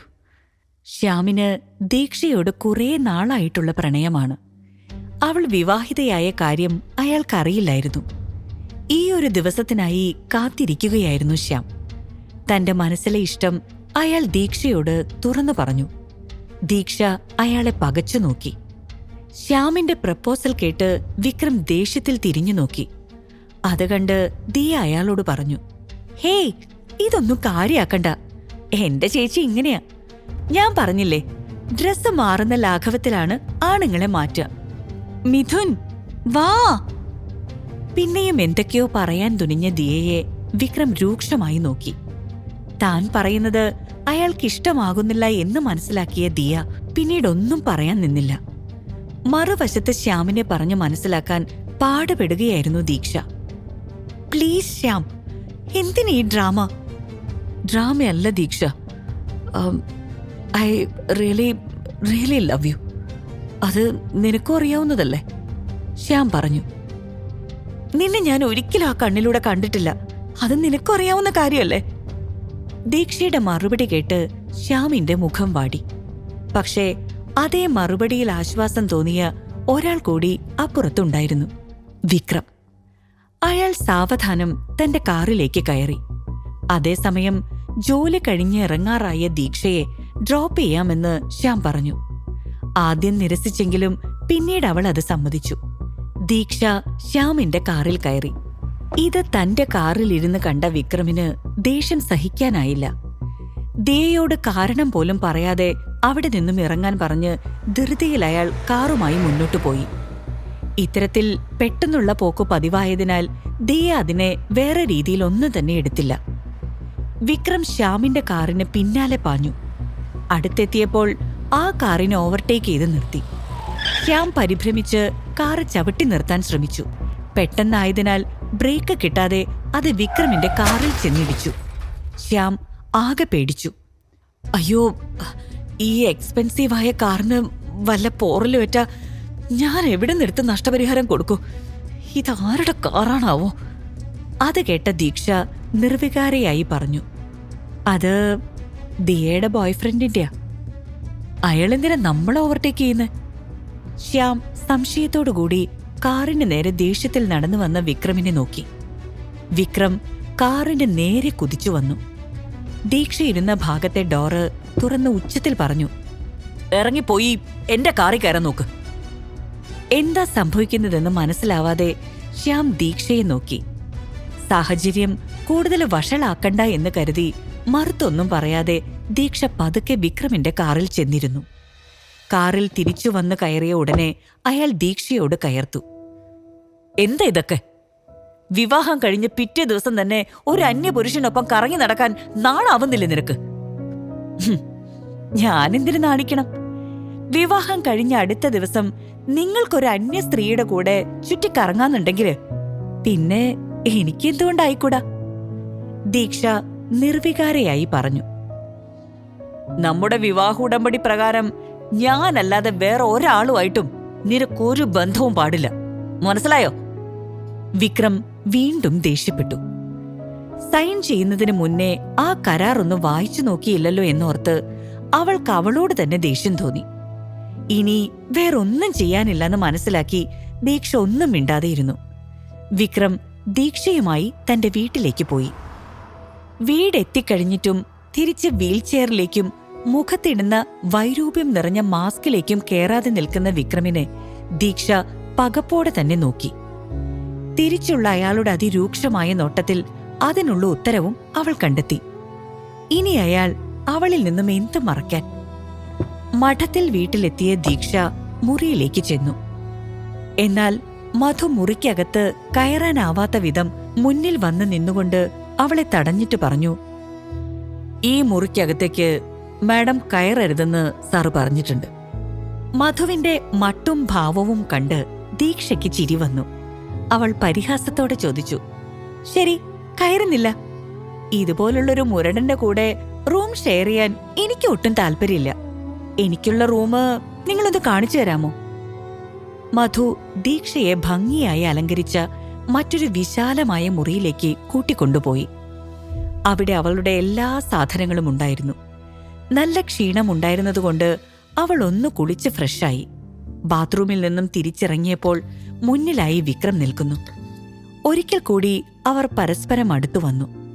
രണ്ടുപേരും പറഞ്ഞറിയിക്കാനാവാത്ത വിധം പരസ്പരം ആകൃഷ്ടരാകുന്നത് അവരിരുവരും തിരിച്ചറിയുന്നുണ്ടായിരുന്നു. എന്നാൽ ദീക്ഷ പതുക്കെ മുന്നോട്ട് നടക്കാൻ തുനിഞ്ഞു. പെട്ടെന്ന് തറയിലെ വെള്ളത്തിൽ കാൽ വഴുതി അവൾ വീഴാൻ പോയി. വിക്രം പെട്ടെന്ന് അവളെ തന്റെ കൈകളിൽ താങ്ങി. അവർ പരസ്പരം നോക്കി. ആ ഗന്ധം വീണ്ടും അവനെ മത്തുപിടിപ്പിക്കുന്നത് പോലെ അവന് തോന്നി. അവൻ അവളെ ചുംബിക്കാൻ എന്ന പോലെ അടുത്തേക്ക് പോയി. അവൾ കണ്ണടച്ചു. പെട്ടെന്ന് അവൻ അവനെ തന്നെ കൺട്രോൾ ചെയ്തു. അവളെ ബെഡിലേക്ക് തള്ളിയിട്ടു. ദീക്ഷ ഞെട്ടിപ്പോയി. നിന്റെ പിന്നാലെ നടക്കുന്ന മറ്റാണുങ്ങളെ പോലെ ഞാനൊന്ന് നീ വിചാരിച്ചോ? എന്നെ അങ്ങനെ കൊടുക്കാനൊന്നും നോക്കണ്ട. അതും പറഞ്ഞ് വിക്രം അവിടെ നിന്നും പോയി. ദീക്ഷയ്ക്ക് ദേഷ്യം വന്നു. അവന് തിരിച്ചു മറുപടി കൊടുക്കണമെന്നൊക്കെ ഉണ്ട്. പക്ഷേ വെറും 100 ദിവസത്തെ ബന്ധം മാത്രം വെക്കാനുള്ള ഇയാളുമായിട്ട് ഞാൻ എന്തിനു തർക്കിക്കണം? വർഷങ്ങളോളം സ്വന്തം വീട്ടിൽ ദുരിത ജീവിതം നയിച്ച തനിക്ക് ഈ 100 ദിവസം ഈ വീട്ടിലെ താമസിക്കാനാണോ ബുദ്ധിമുട്ട്? അവള് കണ്ണടച്ചു കിടന്നു. അടുത്ത ദിവസം രാവിലെ ദീക്ഷ തന്റെ ഫ്രണ്ട് ശാലിനിയോടൊപ്പം അവിടുത്തെ ഏറ്റവും വലിയ ആഡംബര ഹോട്ടലായ ഹോട്ടൽ പേൾ വ്യൂവിലെത്തി. ദീക്ഷ ആദ്യമായിട്ടാണ് അങ്ങനൊരു ഹോട്ടലിൽ വരുന്നത്. നീ കൊണ്ടുവന്നില്ലായിരുന്നെങ്കില് ഇങ്ങനെയുള്ള ഹോട്ടലിലൊന്നും ഞാൻ കയറില്ലായിരുന്നടി. ദീക്ഷ ശാലിനിയെ നോക്കി നന്ദിയോടെ പറഞ്ഞു. ഇന്നെന്റെ പിറന്നാളാടി, അതുകൊണ്ട് തന്നെ ഡാഡിയുടെ കയ്യിൽ നിന്ന് നല്ല ക്യാഷ് കിട്ടിയിട്ടുണ്ട്. അതാ ഈ ട്രീറ്റ്. ശാലിനി ചിരിച്ചുകൊണ്ട് പറഞ്ഞു. ആ ഹോട്ടലിൽ സാമാന്യം നല്ല തിരക്കുണ്ടായിരുന്നു. അവർ അവിടെ ഒരു ടേബിളിന്റെ അടുത്തേക്ക് പോയി. അവിടെ ഒരു ആൺകുട്ടിയും പെൺകുട്ടിയും മറുവശത്തായി തിരിഞ്ഞിരിപ്പുണ്ടായിരുന്നു. ശാലിനി അവരുടെ അടുത്തേക്ക് ചെന്നു. എക്സ്ക്യൂസ് മീ, ഈ ചെയറ് ഞാനൊന്ന് എടുത്തോട്ടെ? അവർ രണ്ടുപേരും തിരിഞ്ഞു നോക്കി. അപ്പോഴാണ് ദീക്ഷ അവരുടെ മുഖം കണ്ടത്. നിഖില, പ്രണവ്. അവളുടെ ചുണ്ടുകൾ മന്ത്രിച്ചു. ദീക്ഷയുടെ കസിൻ സിസ്റ്ററാണ് നിഖില. പ്രണവും ദീക്ഷയുമായിട്ടുള്ള വിവാഹം മുമ്പ് ഉറപ്പിച്ചതായിരുന്നു. അവൾ അവനെ അന്ധമായി വിശ്വസിച്ചു. എന്നാൽ വിവാഹത്തിന് കുറച്ചു ദിവസം മുമ്പ് നിഖിലയുമായിട്ടുള്ള പ്രണവിന്റെ പ്രണയം ദീക്ഷ കൈയോടെ പിടിച്ചു. അതോടുകൂടി ആ വിവാഹം മുടങ്ങി. പിന്നീട് ദീക്ഷ ഒരിക്കലും ഇവരെ കണ്ടിട്ടില്ലായിരുന്നു. താനെന്തിനാ ഇങ്ങനെ നോക്കുന്നെ? ഞങ്ങൾ ആഴ്ചയിൽ ഒരു ദിവസം ഇവിടെ വരാറുള്ളതാ. നിന്നെ പോലുള്ളവരൊക്കെ എങ്ങനെ ഇവിടെ എത്തിപ്പെട്ടത്? നിഖില പരിഹാസത്തോടുകൂടെ ചോദിച്ചു. അത് കേട്ടതും ദീക്ഷയ്ക്ക് നല്ല ദേഷ്യം തോന്നി. അതൊക്കെ പോട്ടെ, മറ്റുള്ളവരെ ഉപേക്ഷിച്ചത് മാത്രം ഉപയോഗിക്കുന്ന നിന്റെ ശീലമുണ്ടല്ലോ, അത് നിനക്ക് ഇനിയും നിർത്താനായിട്ടില്ലല്ലേ? ദീക്ഷ അവരെ നോക്കി കളിയാക്കിക്കൊണ്ടു പറഞ്ഞു.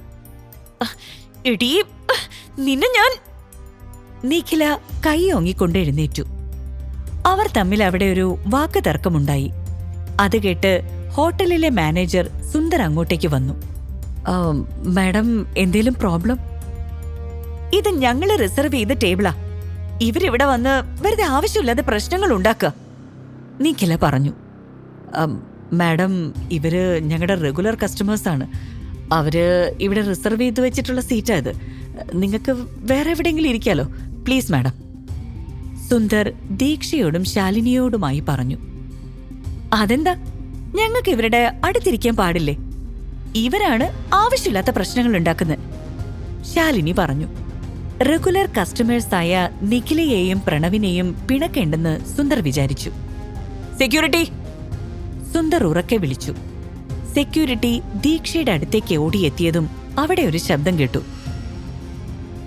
എന്താ ഇവിടെ നടക്കുന്നത്? ഈ ശബ്ദം വിക്രമിന്റേതായിരുന്നു. സുന്ദറും സെക്യൂരിറ്റിയുമെല്ലാം വിക്രമിനെ കണ്ടയുടൻ നേരെ നിന്നുകൊണ്ട് അഭിവാദ്യം ചെയ്യാൻ തുടങ്ങി. അവരുടെ സംസാരം കേട്ട ദീക്ഷയ്ക്ക് ഒരു കാര്യം മനസ്സിലായി. ഈ റെസ്റ്റോറന്റ് വിക്രമിന്റേതാണെന്ന്. ദിയയും കൂടെയുണ്ടായിരുന്നു. ദിയയെ കണ്ടപ്പോൾ ദേഷ്യം തോന്നിയെങ്കിലും വിക്രമിനെ കണ്ടപ്പോൾ ദീക്ഷയ്ക്ക് ഒരാശ്വാസം തോന്നി. ശാലിനി വിക്രമിന്റെ അടുത്ത് കാര്യങ്ങളെല്ലാം പറഞ്ഞു. കാര്യങ്ങൾ അറിഞ്ഞ വിക്രം സുന്ദറിനെ അടുത്തേക്ക് വിളിച്ചു. കസ്റ്റമേഴ്സിനോട് ഇങ്ങനെയാണോടോ പെരുമാറുന്നത്? സാർ, അത് പിന്നെ അവരിവിടുത്തെ സ്ഥിരം കസ്റ്റമേഴ്സാ. അവർക്കൊരു ബുദ്ധിമുട്ട് വന്നപ്പോ... സുന്ദർ പറഞ്ഞു നിർത്തി. വിക്രമിന് ദേഷ്യം വന്നു. ഇപ്പൊ പൊക്കോണം ഇവിടുന്ന്, നിന്നെ ഇവിടുന്ന് പിരിച്ചുവിട്ടിരിക്കുന്നു. സുന്ദർ ആകെ സങ്കടപ്പെട്ട് അവിടെ നിന്നും ഇറങ്ങിപ്പോയി. ഇത്രയൊക്കെ ചെയ്യേണ്ട ആവശ്യമുണ്ടോ മിഥുൻ? നിഖിലയും എന്റെ സഹോദരി തന്നെയാ. എന്തിനാ അയാളെ പറഞ്ഞയച്ചത്? ദിയ പറഞ്ഞത് കേട്ട് വിക്രം ദേഷ്യത്തോടെ അവളെ നോക്കി. അവൾ പിന്നെ ഒന്നും സംസാരിക്കാനായി നിന്നില്ല. വിക്രം അവിടുത്തെ ഒരു സീനിയർ വെയിറ്ററെ അടുത്തേക്ക് വിളിച്ചു. ഇന്നു മുതല് നീ അവിടുത്തെ മാനേജർ. ഓർക്ക, ഇവിടുത്തെ നിയമങ്ങൾ എല്ലാവർക്കും തുല്യാണ്. ഏതെങ്കിലും സ്ഥിരം കസ്റ്റമർ ആണെങ്കിൽ പോലും അപമര്യാദയായിട്ട് പെരുമാറിയ അവരെ പുറത്താക്കുക. സീനിയർ വെയിറ്റർ സമ്മതിച്ചു. അയാളുടെ സന്തോഷത്തിന് അതിരില്ലായിരുന്നു. അത് പറഞ്ഞ് വിക്രം അവിടെ നിന്നും പോയി. ദീക്ഷയ്ക്കും ശാലിനിക്കും ഒരുപാട് സന്തോഷം തോന്നി. പുതിയ മാനേജർ പറഞ്ഞത് പ്രകാരം നിഖിലയും പ്രണവും അവിടെ നിന്നും പോയി. ദീക്ഷയും ശാലിനിയും ഭക്ഷണം കഴിക്കാനിരുന്നു. ദീക്ഷ ഭക്ഷണം കഴിഞ്ഞ് എഴുന്നേറ്റ് വാഷ്റൂമിലേക്ക് ഒറ്റയ്ക്ക് നടന്നു. എന്നാൽ പ്രണവ് അവിടെ ഒളിച്ചു നിൽക്കുന്നത് ദീക്ഷ അറിഞ്ഞിരുന്നില്ല. അവൻ അവളെ ബലമായി കയറി പിടിച്ചു. അവൾ ആകെ ഷോക്കായി. പെട്ടെന്ന് പ്രണവിന്റെ മുഖത്ത് ആരോ ശക്തിയായി അടിച്ചു. അവൻ തറയിലേക്ക് വീണുപോയി. തന്നെ അടിച്ചതാരാണെന്നറിയാൻ അവൻ മെല്ലെ തല പൊക്കി നോക്കി. അത് വിക്രമായിരുന്നു. വിക്രം വീണ്ടും അവനെ ചവിട്ടാനായി കാലുയർത്തി. എന്നാൽ ദീക്ഷ അവനെ തടഞ്ഞു. ആ കിട്ടിയ അവസരം കൊണ്ട് പ്രണവ് ഓടി രക്ഷപ്പെട്ടു. അവന്റെ വായിൽ നിന്നെല്ലാം ചോര വരുന്നുണ്ടായിരുന്നു. ദീക്ഷ വിക്രമിനെ നോക്കി. വീണ്ടും തന്റെ ജീവൻ രക്ഷിച്ച അവനോട് നന്ദി പറയണോ എന്ന് അവൾ ഒരു നിമിഷം ആലോചിച്ചു. അപ്പോഴാണ് ദിയ അങ്ങോട്ടേക്ക് കയറി വന്നത്. നിനക്ക് നാണമില്ലേ എന്റെ മിഥുന്റെ കൂടെ നിൽക്കാൻ? ഞാൻ നിന്റെ ഭർത്താവിനോട് ഇതൊക്കെ പറയും. മര്യാദയ്ക്ക് ഇവിടുന്ന് പോകുന്നതാ നിനക്ക് നല്ലത്. ദിയയുടെ സംസാരം ദീക്ഷയെ ദേഷ്യം പിടിപ്പിച്ചു. എന്നാലേ നിന്റെ ഫോണില് നീ ഇതും കൂടി റെക്കോർഡ് ചെയ്ത് അങ്ങോട്ടേക്കൊന്ന് അയച്ചു കൊടുത്തേക്ക്. അവൾ വിക്രമിന്റെ അടുത്തേക്ക് ചെന്ന് ദിയ ഇത് കണ്ട് ആകെ കണ്ണ് തള്ളി നിന്നു. ദിയയ്ക്ക് എന്താണ് ചെയ്യേണ്ടതെന്ന് അറിയാതെയായി. ഈ മിഥുൻ എന്താ അവളെ തടയാത്തത്? അവൾക്ക് ദേഷ്യവും സങ്കടവും വന്നു. മിഥുൻ! അവൾ മിഥുനെ ഉറക്കെ വിളിച്ചു. അവൻ ആകെ ഞെട്ടിപ്പോയി. ഒരു നിമിഷം എന്താണ് സംഭവിച്ചതെന്ന് പോലും അവൻ മറന്നുപോയി. ദീക്ഷയുടെ ആ ഗന്ധത്തിൽ മതിമറന്ന് അവൻ നിന്നുപോയിരുന്നു. എന്താ ഇവിടെ സംഭവിച്ചത്? ദിയ പെട്ടെന്ന് മിഥുനെ പിടിച്ചു വലിച്ചു. രൂക്ഷമായിട്ടൊന്ന് നോക്കിയ ശേഷം അവൾ അവനെ വലിച്ചുകൊണ്ട് അവിടെ നിന്നും പോയി. ദീക്ഷ അത് നോക്കി പുച്ഛഭാവത്തിൽ നിന്നു. ശാലിനി ഇതെല്ലാം കണ്ട് അവിടേക്ക് ഓടിവന്നു. ദീക്ഷ, എന്താ നീ ഈ ചെയ്തത്? നീ എന്തിനാ അവളുടെ കാമുകന് ഉമ്മ വയ്ക്കാൻ പോയത്? അവളെങ്ങാനും നിന്റെ ഭർത്താവിന് ഈ ഫോട്ടോസ് എടുത്ത് അയച്ചു കൊടുത്തിരുന്നെങ്കിലോ? ദീക്ഷ ഒന്ന് ചിരിച്ചു. ഭർത്താവ്? എന്റെ ഭർത്താവിന് തന്നെയാണ് ഞാൻ ചുംബിച്ചതെന്ന് ഇവൾക്കറിയില്ലല്ലോ. അവൾ ശാലിനിയോട് പറഞ്ഞു. നീ എന്തീ പറയുന്നത് ദീക്ഷ? അതൊക്കെയുണ്ട്. എന്തായാലും നിന്റെ ബർത്ത്ഡേ പാർട്ടി കൊള്ളായല്ലേ? നമുക്ക് വേറൊരു ദിവസം ഒന്നുകൂടെ കൂടാം. നിനക്കിപ്പോ അതാ ചിന്ത. എന്തായാലും വാ, നമുക്ക് പോവാം. ശാലിനി അവളെയും കൂട്ടി പുറത്തേക്ക് പോയി. ശരി, എന്നാ നമുക്ക് പിന്നെ കാണാം. ഞാൻ പോട്ടെ. ശാലിനി ദീക്ഷയെ ഒന്ന് കെട്ടിപ്പിടിച്ചു. എന്നിട്ട് അവിടെ നിന്നും ഒരു ഓട്ടോയിൽ കയറിപ്പോയി. ദീക്ഷ അവിടുന്ന് മുമ്പോട്ട് നടന്നു. പെട്ടെന്നൊരു കാറ് വന്ന് അവളുടെ അടുത്ത് നിന്നു. അവള് പേടിച്ച് പുറകോട്ടു മാറി. അത് കൃഷ്ണകുമാർ ആയിരുന്നു. അയാൾ കാറിന്റെ ഡോറ് തുറന്നു. വാ, അകത്തേക്ക് കേറ്. അമ്മയെ കണ്ടു കിട്ടുന്നത് വരെ അച്ഛൻ പറയുന്നതെല്ലാം അനുസരിക്കേണ്ടി വരുമെന്ന് അവൾക്കറിയാമായിരുന്നു. അവൾ കാറിലേക്ക് കയറി. അയാൾ ഒരു ഭസ്മം നിറച്ച കലശം അവളെ കാണിച്ചു. അവൾ ഞെട്ടിപ്പോയി. അമ്മ! അവൾ പേടിച്ച് അച്ഛനെ നോക്കി. തൽക്കാലം ഇത് നിന്റെ അമ്മയല്ല. എന്നാ ഞാൻ പറയുന്നത് അനുസരിക്കാതിരുന്നാൽ നിന്റെ അമ്മയും ഇതുപോലെ ഒരു ചാരമായിട്ട് മാറും. അച്ഛൻ പറഞ്ഞത് കേട്ട് അവൾ പറഞ്ഞു. നിങ്ങൾ പറഞ്ഞത് കേട്ടിട്ടല്ലേ ഈ വിവാഹത്തിന് ഞാൻ സമ്മതിച്ചത് തന്നെ. നിങ്ങൾ പറയുന്ന എല്ലാ വ്യവസ്ഥകളും ഞാൻ അംഗീകരിക്കുകയും ചെയ്തു. ഇനി എന്താണ്? നിന്നെ ഉപദ്രവിച്ചവരെ കണ്ടുപിടിക്കാൻ നിന്റെ ഭർത്താവ് ഞങ്ങൾക്ക് 24 മണിക്കൂർ അനുവദിച്ചത്. പക്ഷേ ഞങ്ങൾ എത്ര ശ്രമിച്ചിട്ടും അതിന് സാധിച്ചില്ല. അവൻ പറഞ്ഞ 24 മണിക്കൂർ തീരാൻ പോവുകയാണ്. അവൻ ഞങ്ങളെ എന്തെങ്കിലും ചെയ്യുമെന്ന ഭയം ഞങ്ങൾക്കുണ്ട്. എന്തായാലും നിനക്കൊന്നും സംഭവിച്ചില്ലല്ലോ. അതുകൊണ്ട് നീ നിന്റെ ഭർത്താവിനോട് ഞങ്ങളെ ഒന്നും ചെയ്യരുതെന്ന് പറയണം. അല്ലെങ്കിൽ പിന്നീട് നീ നിന്റെ അമ്മയെ ഒരിക്കലും കാണില്ല. അച്ഛൻ പറഞ്ഞത് കേട്ട് അവൾ ആകെ ഭയന്നു. ശരിയാണ്, അദ്ദേഹം അങ്ങനെ പറഞ്ഞിരുന്നു. പക്ഷേ അമ്മയെ കണ്ടുകിട്ടാനുള്ള അവസാന വഴിയല്ലേ ഇത്? ഞാൻ സംസാരിച്ചോളാം. ഓക്കെ, ഞങ്ങള് പറഞ്ഞതനുസരിച്ചാ നിനക്ക് കൊള്ളാം, അല്ലെങ്കിൽ അറിയാലോ. അതും പറഞ്ഞ് അയാൾ അവളോട് കാറിൽ നിന്നിറങ്ങാൻ ആവശ്യപ്പെട്ടു. അമ്മയെ രക്ഷിക്കാൻ എന്തും ചെയ്യാൻ അവൾ തയ്യാറായിരുന്നു. ഈ ലോകത്ത് അവൾക്ക് സ്വന്തമെന്ന് പറയാൻ അമ്മ മാത്രമേയുള്ളൂ. എത്രയും പെട്ടെന്ന് വിക്രമിനെ കണ്ട് കാര്യങ്ങൾ സംസാരിക്കണം. അവൾ വേഗം വീട്ടിലേക്ക് പോയി. എന്നാൽ വിക്രം അവിടെ ഉണ്ടായിരുന്നില്ല. അവൾ അമ്മയുടെ അടുത്തേക്ക് പോയി. എന്താ മോളെ, നീ വല്ലാണ്ട് പേടിച്ച പോലെയുണ്ടല്ലോ, ഇന്ദ്രജ അവളോട് ചോദിച്ചു. ഒന്നുമില്ലമ്മേ, അത് പുറത്തുനിന്ന് കേറി വന്നതുകൊണ്ട് ക്ഷീണിച്ചതാണ്. അദ്ദേഹം എവിടെയില്ലേ? ഇവിടെയെങ്ങും കാണുന്നില്ലല്ലോ, അവൾ അമ്മയോട് ചോദിച്ചു. അവൻ പുറത്തു പോയിട്ട് പിന്നെ വന്നില്ലാലോ, നീ ഒന്ന് വിളിച്ചു നോക്ക്. ശരിയമ്മേ. അവൾ അവിടെ നിന്നും വന്ന് വിക്രമിനെ വിളിക്കാനായി ഫോൺ എടുത്തു. അപ്പോഴാണ് അവൾ ആലോചിച്ചത്, വിവാഹം കഴിഞ്ഞിട്ട് 2 ദിവസമായെങ്കിലും അവളുടെ കയ്യിൽ വിക്രമിന്റെ ഫോൺ നമ്പർ ഉണ്ടായിരുന്നില്ല. ഈ കഥ തുടർന്ന് കേൾക്കുന്നതിനായി ഇപ്പോൾ തന്നെ പോക്കറ്റ് FM ആപ്പ് ഇൻസ്റ്റാൾ ചെയ്യൂ. Link in description.